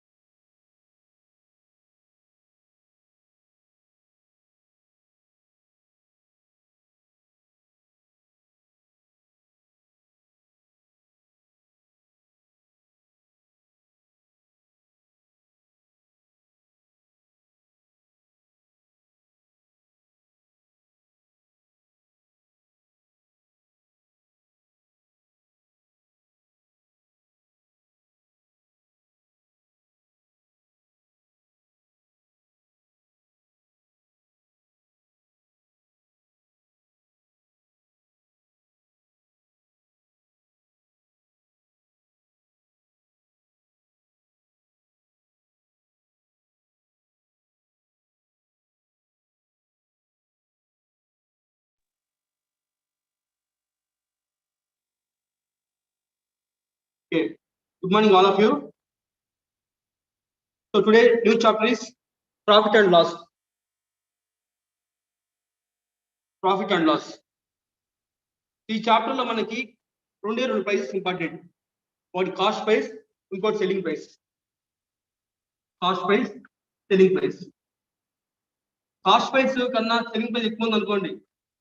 Cost price selling price ఎక్కువ ఉంటే ఇట్ ఇండికేట్స్ ప్రాఫిట్ వచ్చాడు.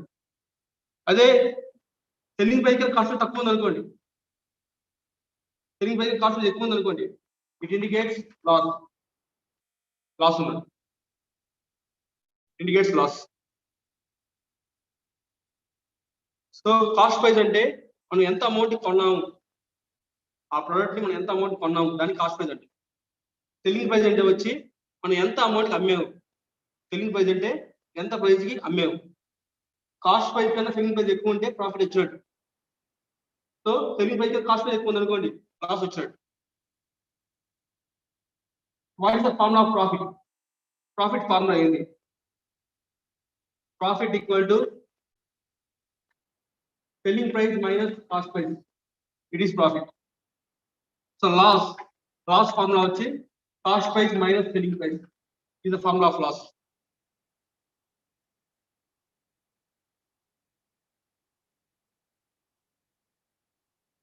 So profit వచ్చి selling price వచ్చి cost price ఎక్కువ ఉంది అనుకోండి, profit వచ్చినట్టు. అదే cost price selling price ఎక్కువ లాస్ వచ్చినట్టు. That is loss. సో మీకు తెలుసు, సో మీరు ఆల్రెడీ ఎంబీఏ బ్యాక్గ్రౌండ్ కాబట్టి గ్యారంటీగా ప్రాఫిట్ ఎంత లాస్ తెలియకుండా ఉండదు. It is simple terms. So ఇక్కడ ఈ చాప్టర్ లో కొన్ని పాయింట్స్ చెప్తాం. సో మనకి ఈజీగా ఎలా చేయాలి problems. No need to apply formula. Without applying formula you have to find out solution. మనం ఫార్ములా లేకుండా సొల్యూషన్ కనుక్కోవచ్చు. ఇక్కడ ఎలా అంటే సిపి అనేది is equal 100%. CP is always equal to 100%. CP is 100% equal చేసుకోవాలి. You can assume CP equal 100%. అందరూ first point రాసుకోండి, important point. CP equal to 100%. CP equal 100%. CP వచ్చి 100% అనుకోండి. సో ఇక్కడ ఒక ప్రోడక్ట్ అమ్మడం వల్ల ప్రాఫిట్ వచ్చింది, 20% ప్రాఫిట్ వచ్చింది. By selling the product. ఆ ప్రోడక్ట్ అమ్మడం వల్ల 20% ప్రాఫిట్ వచ్చింది. సో సెల్లింగ్ ప్రైస్ ఎంత అవుతుంది అప్పుడు? ప్రాఫిట్ వచ్చింది కాబట్టి 120% అవుతుంది. 100 plus 20%. Cost price 100%, profit 20% add చేసుకోవాలి. సో సెల్లింగ్ ప్రైస్ 120% అవుతుంది. అదే ఆ ప్రోడక్ట్ అమ్మడం వల్ల లాస్ వస్తుంది అనుకోండి. Suppose they will give percentage. ఆ ప్రోడక్ట్ అమ్మడం వల్ల లాస్ వచ్చింది అనుకోండి, అప్పుడు ఏం చేయాలి? So loss 20%. ఎంత అవుతుంది ప్రాఫిట్? సెల్లింగ్ ప్రైస్ ఎంత అవుతుంది? 80%. Selling price 80%. 100 minus 20, 80%.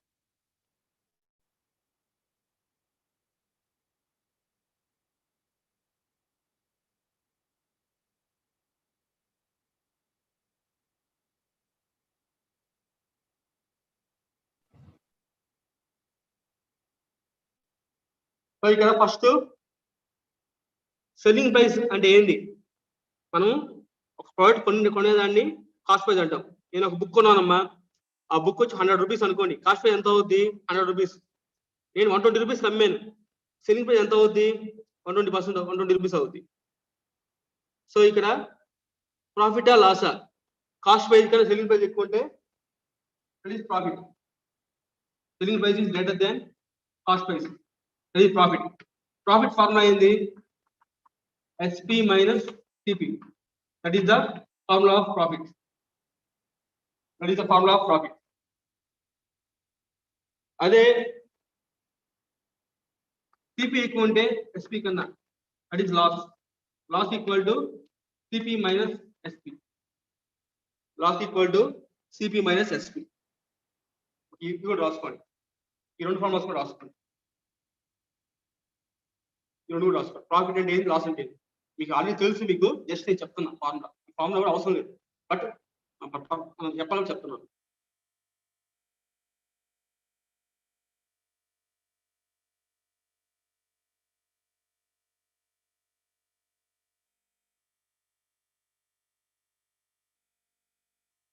సో ఈ 52 పాయింట్ ఏం చెప్పండి, సిపి ఏమనుకోవాలి 100%.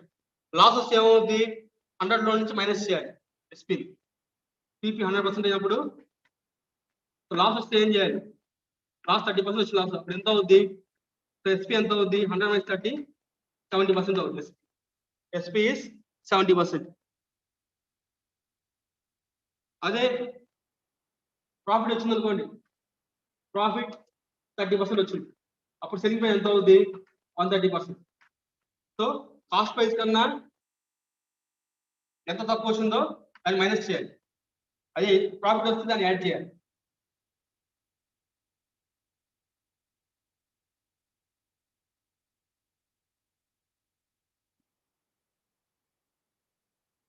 క్వశ్చన్ రాసుకోండి, ఇంకా క్వశ్చన్ రాసుకోండి. Everyone should write the question.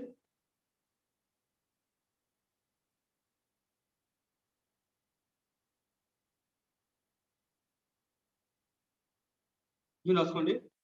Kubera purchase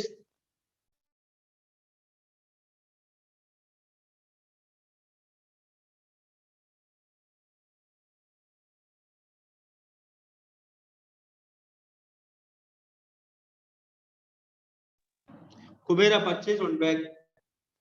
Kubera ఒక బ్యాగ్ కొన్నాడు. Kubera purchase one bag 800 rupees. Kubera purchase one bag 800 rupees.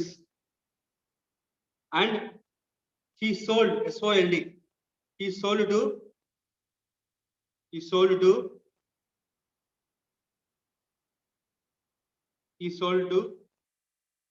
1120 rupees. He sold to 1120 rupees. Find the percentage of profit. Find the percentage of profit. మళ్ళీ question చూసుకోండి. Question ఒకసారి. Kubera purchase one bag. Kubera purchased one bag 800 rupees and he sold to 1120 rupees.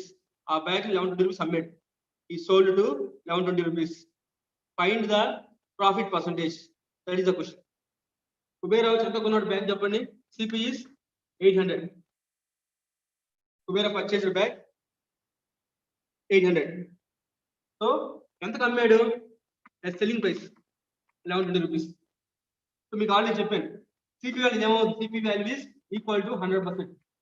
CP value is always equal to 100%. CP value ఎప్పుడైనా కానీ 100% equal అవుతుంది. So SP value కనుక్కోండి.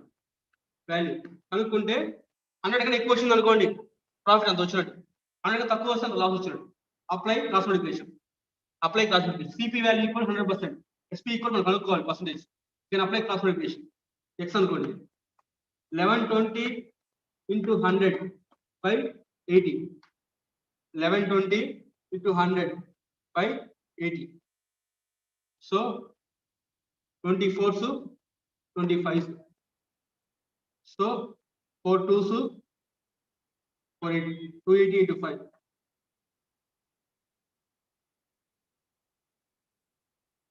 4 2s 40. 28 into 5 140. Correct ఏం చెప్పండి, CP value 100%, SP value వచ్చింది 140 వచ్చింది. అంటే ఎంత ఎక్కువ ఉంది, 100 కన్నా 40% ఎక్కువ ఉంది. So profit is 40%. Profit is 40%.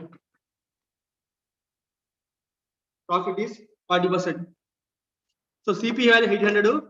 CP value ఏమనుకుంటాము, ఎప్పుడైనా కానీ 100% అనుకుంటాం. ఎస్పీ వాల్యూ 120 ఇచ్చాడు, దాని వాల్యూ కనుక్కోండి. ఎంత వచ్చింది వాల్యూ చేస్తే, here we can apply cross multiplication. మనం క్రాస్ మల్టిప్లికేషన్ చేసాం, చేయడం వల్ల ఎంత వచ్చింది చెప్పండి, చేస్తే 140 వచ్చింది. 140 అంటే ఏంది, 100 కన్నా 40% ఎక్కువ ఉంది. కనుక్కునే పర్సెంటేజ్ కనుక్కున్నాం. సో ఎక్కువ ఉంది కాబట్టి అంత ప్రాఫిట్ ఇచ్చినట్టు, 40% ప్రాఫిట్ ఇచ్చినట్టు. ఇక ఫార్ములా అవసరం లేదమ్మా, you know need to apply formula. Formula లేకుండా డైరెక్ట్ కనుక్కోవచ్చు వాల్యూస్.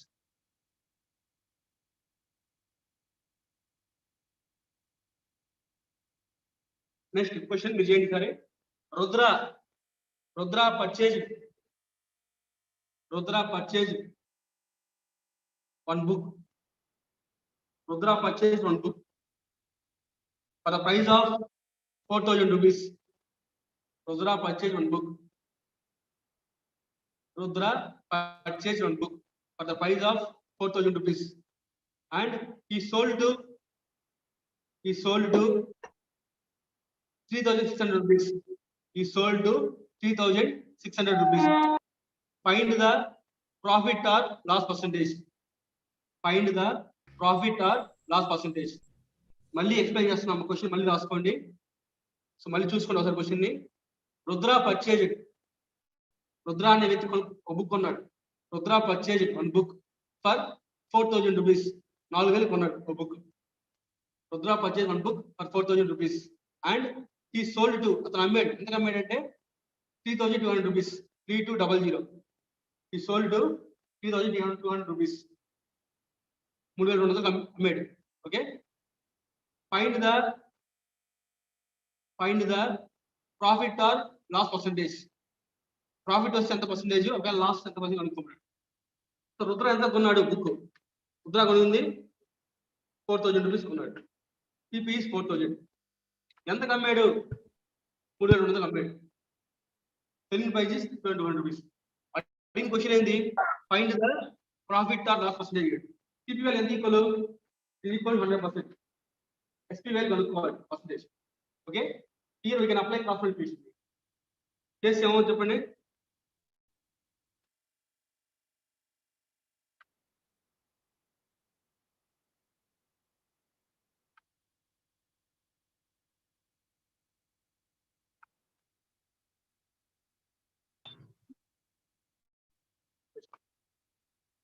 ఎయిటీ పర్సెంట్ ఏం చెప్పండి? 80% ఏం చెప్పండి? CP 100%, selling by 80%. ఎంత ఉంది చెప్పండి? తక్కువ, 20% తక్కువ ఉంది. సో ఇప్పుడు లాస్ ఎంత అవుద్ది? Loss equal to 20%. So CP కన్నా ఎక్కువ వస్తే ఏమవుతుంది? ప్రాఫిట్ వచ్చినట్టు.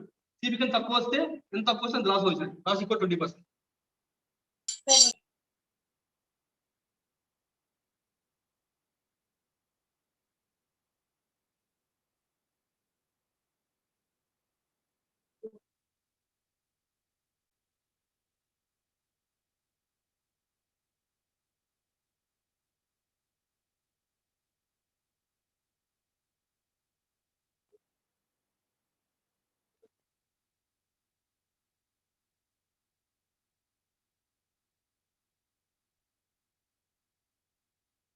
నెక్స్ట్ క్వశ్చన్ రాసుకోండి. Indra purchase one bag. Indra purchased one bag.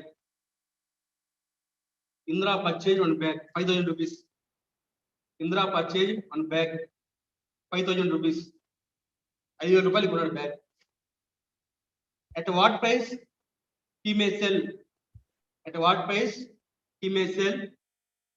He will get 40% profit. అసలు ఎంత ప్రైస్ అమ్మితే 40% ప్రాఫిట్ వచ్చింది. Indra purchased one bag for 5,000 rupees. Okay, at what price he may sell to get 40% profit? At what price he may sell to get 40% profit? Indra వచ్చి bag ని 5,000 rupees కొన్నాడు. 5,000 రూపాయలు 5,000 rupees కొన్నాడు. అది clear గా ఇచ్చాడు. అడిగిన క్వశ్చన్ ఏంటంటే, ఇంద్ర అనే వ్యక్తి ఎంత ప్రైస్ అమ్మితే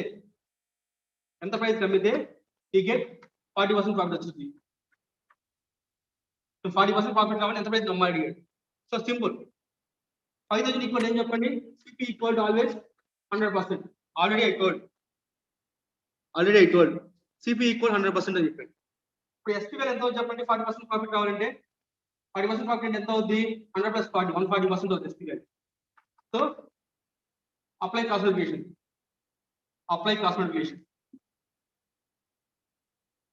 సో 40% ప్రాఫిట్ అంటే అది in the sense SP value ఎంత అవుతుంది? 140% అవుతుంది.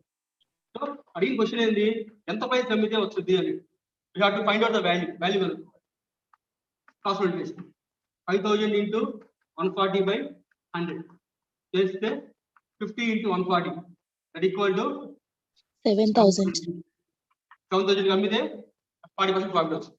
ఓకే, సో నేను 2 క్వశ్చన్స్ రాస్తున్నా బోర్డు మీద. 2 క్వశ్చన్స్ చేయండి అమ్మా. 10 minutes లో నేను మళ్ళీ వస్తాను. I will give the 10 minutes time. 10 minutes చెప్పిన మోడల్లో క్వశ్చన్స్ ఇస్తున్నాను, చేయండి. అర్థమైంది అనుకుంటా చెప్పిన మోడల్ ప్రస్తుతానికి.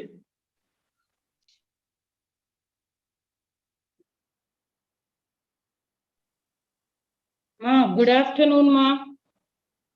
Good afternoon, ma'am. Good afternoon. Good afternoon. Mahesh sir problems ఇచ్చారంట కదమ్మా? ఇస్తున్నా madam. Sir okay sir, okay. ఒక్క నిమిషం, వాడు మీరు రాస్తున్న ప్రాబ్లం అమ్మా. క్వశ్చన్ నేను ఇవ్వడం లేదు, జస్ట్ నేను వాల్యూస్ ఇస్తాను, కనుక్కోండి. సిపి వచ్చి మనకు తెలుసు, సిపి వచ్చి ఈసారి 3000 రూపీస్ అమ్మా. ఫస్ట్ క్వశ్చన్, సిపి 3000 రూపీస్, వాడు 30% లాస్ కమ్మాడు. 30% లాస్ కమ్మాడు. లాస్ వాల్యూ వచ్చి 30% లాస్ కమ్మాడు. సెల్లింగ్ ప్రైస్ ఎంత కనుక్కోమని.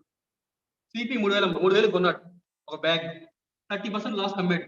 సెల్లింగ్ ప్రైస్ ఎంత అడిగాడు, అది కనుక్కోండి. First question.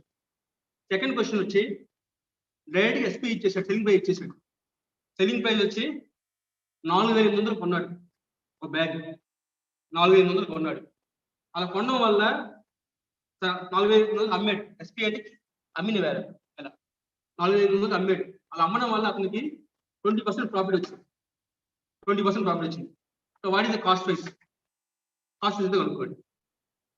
సో మీకు అన్ని ఏ మోడల్ అయినా చెప్పండి, ఏమనుకోవాలి. సిపి వచ్చి 100% అనుకోని చేయాలి.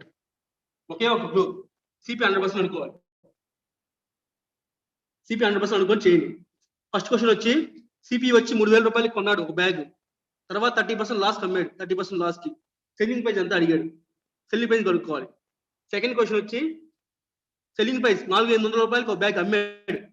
సెకండ్ క్వశ్చన్, దానివల్ల 20% ప్రాఫిట్ వచ్చింది. కాస్ట్ ప్రైస్ ఎంత అడిగాడు, అది కనుక్కోండి. కాస్ట్ ప్రైస్ కనుక్కోండి. మూడో క్వశ్చన్ వచ్చి వన్ మోర్. మూడో వచ్చి ఒక వ్యక్తి ఒక బుక్ 1000 రూపాయలకి కొన్నాడు. సెల్లింగ్ ప్రైస్ దాన్ని 850 రూపాయలకి అమ్మాడు. Find the profit or loss percentage. మూడో క్వశ్చన్, ఒక వ్యక్తి ఒక బ్యాగ్ 1000 రూపాయలకి కొన్నాడు, 850 రూపాయలకి అమ్మాడు. దానివల్ల అతను ప్రాఫిట్ వచ్చిందా లాస్ వచ్చిందా, వస్తే ఎంత పర్సెంటేజ్ వచ్చింది. Find the profit or loss percentage. That is third question.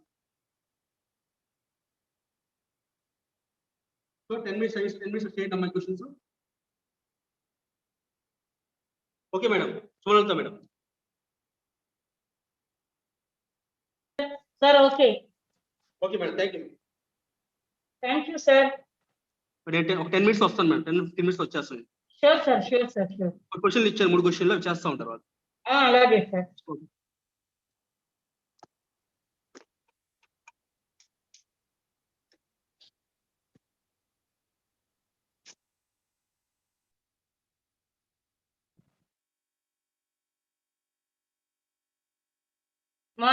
Good afternoon, everyone. Good afternoon, ma'am. Good afternoon. So everyone listen carefully. So మీరు అందరూ internships చేశారు కదమ్మా. You all completed your internships. Am I right? Yes, ma'am. Okay, ma. So you can submit all your internship reports on Monday. Clear?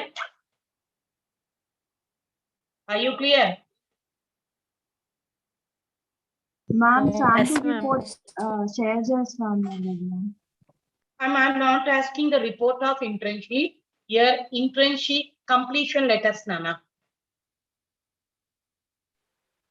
Okay, Okay, ma'am. ma'am. You all have internship. You all submitted internship acceptance letters for me. Correct? మీరందరూ internship ma'am. acceptance letters నాకు పంపించారు. So you have to complete, you have to submit that internship completion letter also, Nana. Ma'am, what, ma'am? Only completion letter? Oh yeah, hard copy you have to submit. Original or Xerox, ma'am? You have to submit the original copy. Okay, Clear? ma'am. అమ్మా మీరందరూ internships కి different companies లో వెళ్ళి internship చేశారు. So మీరు internship complete అయ్యాక internship completion letter మీరు receive చేసుకున్నారు. Yes or no?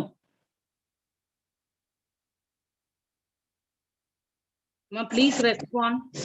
మ్యామ్ వాళ్ళు ఇంకా ఇవ్వలేదు మ్యామ్. అడిగితే మీరు అంటే ఎగ్జాంపుల్ లెటర్ ఒకటి పెట్టండి, దాని మీద స్టాంప్ వేస్తా ఉన్నారు. That is your problem. మీరు తెచ్చుకోవాలి. ఎగ్జాంపుల్ లెటర్స్ అవేం ఉండవు. ఇంటర్న్షిప్ ఏ కంపెనీ నుంచి అయితే మీరు యాక్సెప్టెన్స్ లెటర్ తెచ్చారో ఆ కంపెనీ నుంచి పలానా టైం పీరియడ్ లో మీరు ఇంటర్న్షిప్ చేశారు, కంప్లీట్ అయిందని చెప్పేసి మాకు కంప్లీషన్ లెటర్ తీసుకొని వచ్చి సబ్మిట్ చేయాలమ్మా. ఇదేం కంపెనీ ఇచ్చేది, కాలేజ్ ఇచ్చేది కాదు కంప్లీషన్ లెటర్. అర్థమైందా మహేష్? మహేష్ మ్యామ్ ఒరిజినల్ ఇచ్చేస్తే ఏం కాదా మ్యామ్? రెజ్యూమ్ ఒరిజినల్ ఇవ్వండి అమ్మా, ఒరిజినల్ ఇవ్వండి. మీకు కావాలంటే ఒక సెట్ ఆఫ్ జెరాక్స్ తీసుకోండి, నో ప్రాబ్లం. మళ్ళీ అవసరం ఉండదు కదా మ్యామ్ వాటితో? ఏమా మళ్ళీ యూజ్ ఉండదు కదా వాటితో ఒరిజినల్ ఇస్తే? అమ్మా నేను ఫైలింగ్ పర్పస్ అడిగానమ్మా, ఇవ్వండి. లేదు జెరాక్స్ చాలు అంటే తర్వాత మీరు జెరాక్స్ కాపీ ఇస్తురు, మీ ఒరిజినల్స్ మీరు తీసుకుంటారు. ఓకేనా? Okay ma'am. అందరూ మండే రోజు internship completion certificates, completion letters తెచ్చి నాకు సబ్మిట్ చేయాలమ్మా. Then only you will get a marks, otherwise you won't get the marks. Clear? Are you clear or not? Yes, ma'am. So if you have any doubt, you ask me one by one. మా ఇప్పుడు ఎవరికైనా doubt ఉంటే ఒకసారి అడగండి, చెప్తాను.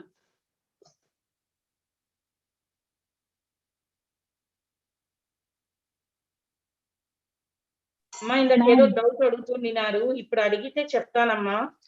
Ma'am చెప్పమ్మా. అది confirmation letter ఒకటి సబ్మిట్ చేశాం కదా మ్యామ్, అంటే పర్టికులర్ గైడ్ కి.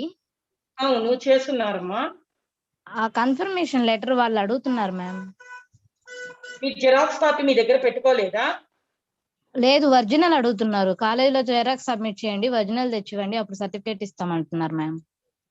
ఓకే, మీరు ఎక్కడ చేశారమ్మా? ధనలక్ష్మి మహేంద్ర మ్యామ్, అయ్యప్ప స్వామి గుడి దగ్గర. ఓకే సరే, మీరు మండే రోజు వచ్చి, ఎందుకు రేపైనా ఈ రోజైనా వచ్చి తీసుకోండి. అంటే నేను జయలక్ష్మి మ్యామ్ కి ఇచ్చాను. మ్యామ్ కాలేజ్కి వస్తున్నారా మ్యామ్? మ్యామ్ రాలేదు, కానీ నా దగ్గర ఉంటది, మీరు వచ్చి తీసుకోండి. మీరు కాలేజీలో ఉన్నారా మ్యామ్? నేను కాలేజీలోనే ఉన్నానమ్మా. ఓకే మ్యామ్, ఈవినింగ్ లోపల వస్తాను మ్యామ్. మీరు వస్తే మీకు ఇస్తాను, మీరు తీసుకొని వెళ్ళి నాకు లెటర్ ఉన్నా మండే రోజు మీకు ఫిజికల్ క్లాసెస్ ఎప్పటి నుంచి ఉంటాయని చెప్పారమ్మా హెచ్ఓడి మ్యామ్ ఏమైనా? మోస్ట్ ప్రాబబ్లీ మీకు మండే నుంచి ఆఫ్లైన్ క్లాసెస్ ఉంటాయి. సో మీరు వచ్చేటప్పుడు ఆ లెటర్స్ తీసుకొని రావాలి ఖచ్చితంగా. Okay, will you have any doubt? Ma'am last date ఎప్పుడు మ్యామ్ సబ్మిషన్ కి? మండే ఇస్ లాస్ట్ డేట్ మా. ఓకే, ఎందుకంటే మీ ఇంటర్న్షిప్ అయిపోయి చాలా రోజులు అయింది. Not today. మ్యామ్ రిపోర్ట్ వేరు, కంప్లీషన్ లెటర్ వేరా మ్యామ్? అవునమ్మా, కంప్లీషన్ లెటర్ అంటే ఫలాని కంపెనీలో సో కంపెనీలో ఆ పర్టికులర్ టైం పీరియడ్ వరకు చేస్తాము అనేసి కంపెనీ వాళ్ళు మీకు ఇష్యూ చేస్తారు. ఓకేనా? Okay ma'am. సో రిపోర్ట్ వచ్చేటప్పటికి యూ హ్యావ్ టు ప్రిపేర్ ఆ 4 weeks ఎవ్రీ వీక్ మీరు ఏం చేశారు, ఆ కంపెనీలో దేని గురించి వర్క్ చేశారు, ఏం నేర్చుకున్నారు. So that report I will send you at Monday మీకు ఆ రిపోర్ట్ ఫార్మాట్ సెండ్ చేస్తాను. దాని ప్రకారము మీరు ప్రిపేర్ చేయండి. Monday I will tell what is the last date to submit the report. Okay ma'am. Clear? Okay ma'am, thank you ma'am. మా క్లియరా? Clear ma'am. Still you have any doubt? No ma'am. Ma'am acceptance ఇచ్చిన letter కి relevant గానే ఉండాలా completion letter కూడా, లేకపోతే వేరే కంపెనీదైనా ఇవ్వచ్చు? అది ఎట్లా ఇస్తారమ్మా? మీరు ఏ కంపెనీకి అయితే యాక్సెప్టెన్స్ లెటర్ ఇచ్చారో ఆ కంపెనీదే కదమ్మా కంప్లీషన్ లెటర్ కూడా ఇవ్వాలి. Okay ma'am. మీరు ఎక్కడైతే యాక్సెప్టెన్స్ పర్మిషన్ తెచ్చుకున్నారో ఆ కంపెనీదే ఇవ్వాలి కంప్లీషన్ లెటర్ కూడా. ఒకటి యాక్సెప్టెన్స్ లెటర్, ఒకటి కంప్లీషన్ లెటర్ ఉండకూడదమ్మా ఎప్పుడు. అయితే వాళ్ళది ఆన్లైన్ మ్యామ్, మెయిల్ చేస్తారు వాళ్ళు, అది ప్రింట్ తీసుకొని వస్తాము. పర్లేదమ్మా, వాళ్ళు మీకు మెయిల్ చేస్తారు కదా, ఆ మెయిల్ Okay. కాపీ నాకు ప్రింట్ తీసి సబ్మిట్ చేయమ్మా. No okay issue. మ్యామ్. అలాగే కదా జరిగింది, ఆన్లైన్ లోనే కదా మీరు వర్క్ చేశారమ్మా. Yes ma'am. No problem Suharika. Okay ma'am, thank you ma'am. మీరేనా సుహారిక అడిగింది doubt? Yes ma'am. No problem, no issue. మా ఎవరైనా ఆన్లైన్ లో వర్క్ చేస్తుంటే వాళ్ళు మీకు ఆన్లైన్ లోనే సర్టిఫికేట్ పంపిస్తారు. సో ఆ సర్టిఫికేట్ మీరు తెచ్చి నాకు సెండ్ చేస్తే సరిపోతుంది మా. No issue at all. Still any doubt? Still you have any doubt, ma?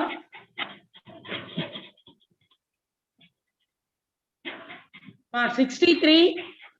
Who is number 63? Madam. Ashok. Madam. ఏంటి బాబు? Yes, ma'am. ఓకే ఏంటి డిస్టర్బెన్స్? మ్యూట్ చేసుకోండి. అశోక్. మేడం మనం చేసుకుంటున్నాం. సరే కానీ మీరు అసలు యాక్సెప్టెన్స్ లెటర్ సబ్మిట్ చేశావా అశోక్?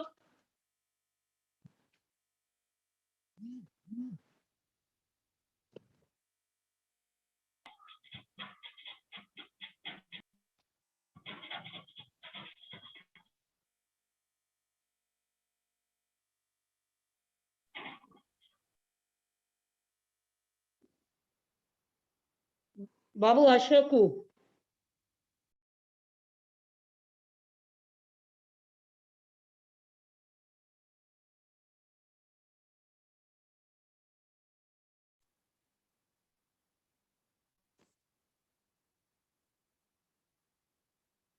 మా సరే మా, సార్ మీకు 2 ప్రాబ్లమ్స్ ఇచ్చారు కదా, ప్రాబ్లమ్స్ వర్కౌట్ చేయండి. సార్ జాయిన్ అవుతున్నారు with in 2 minutes. Make it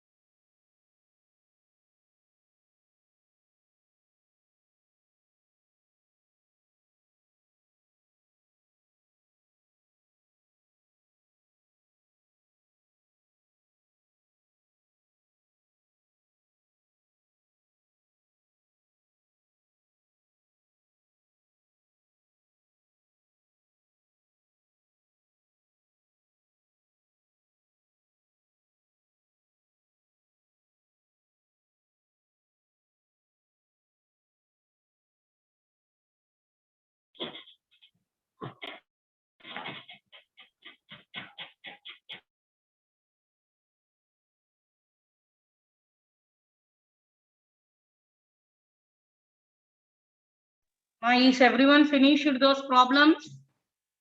Yes, ma'am. Okay, remaining people also make it fast.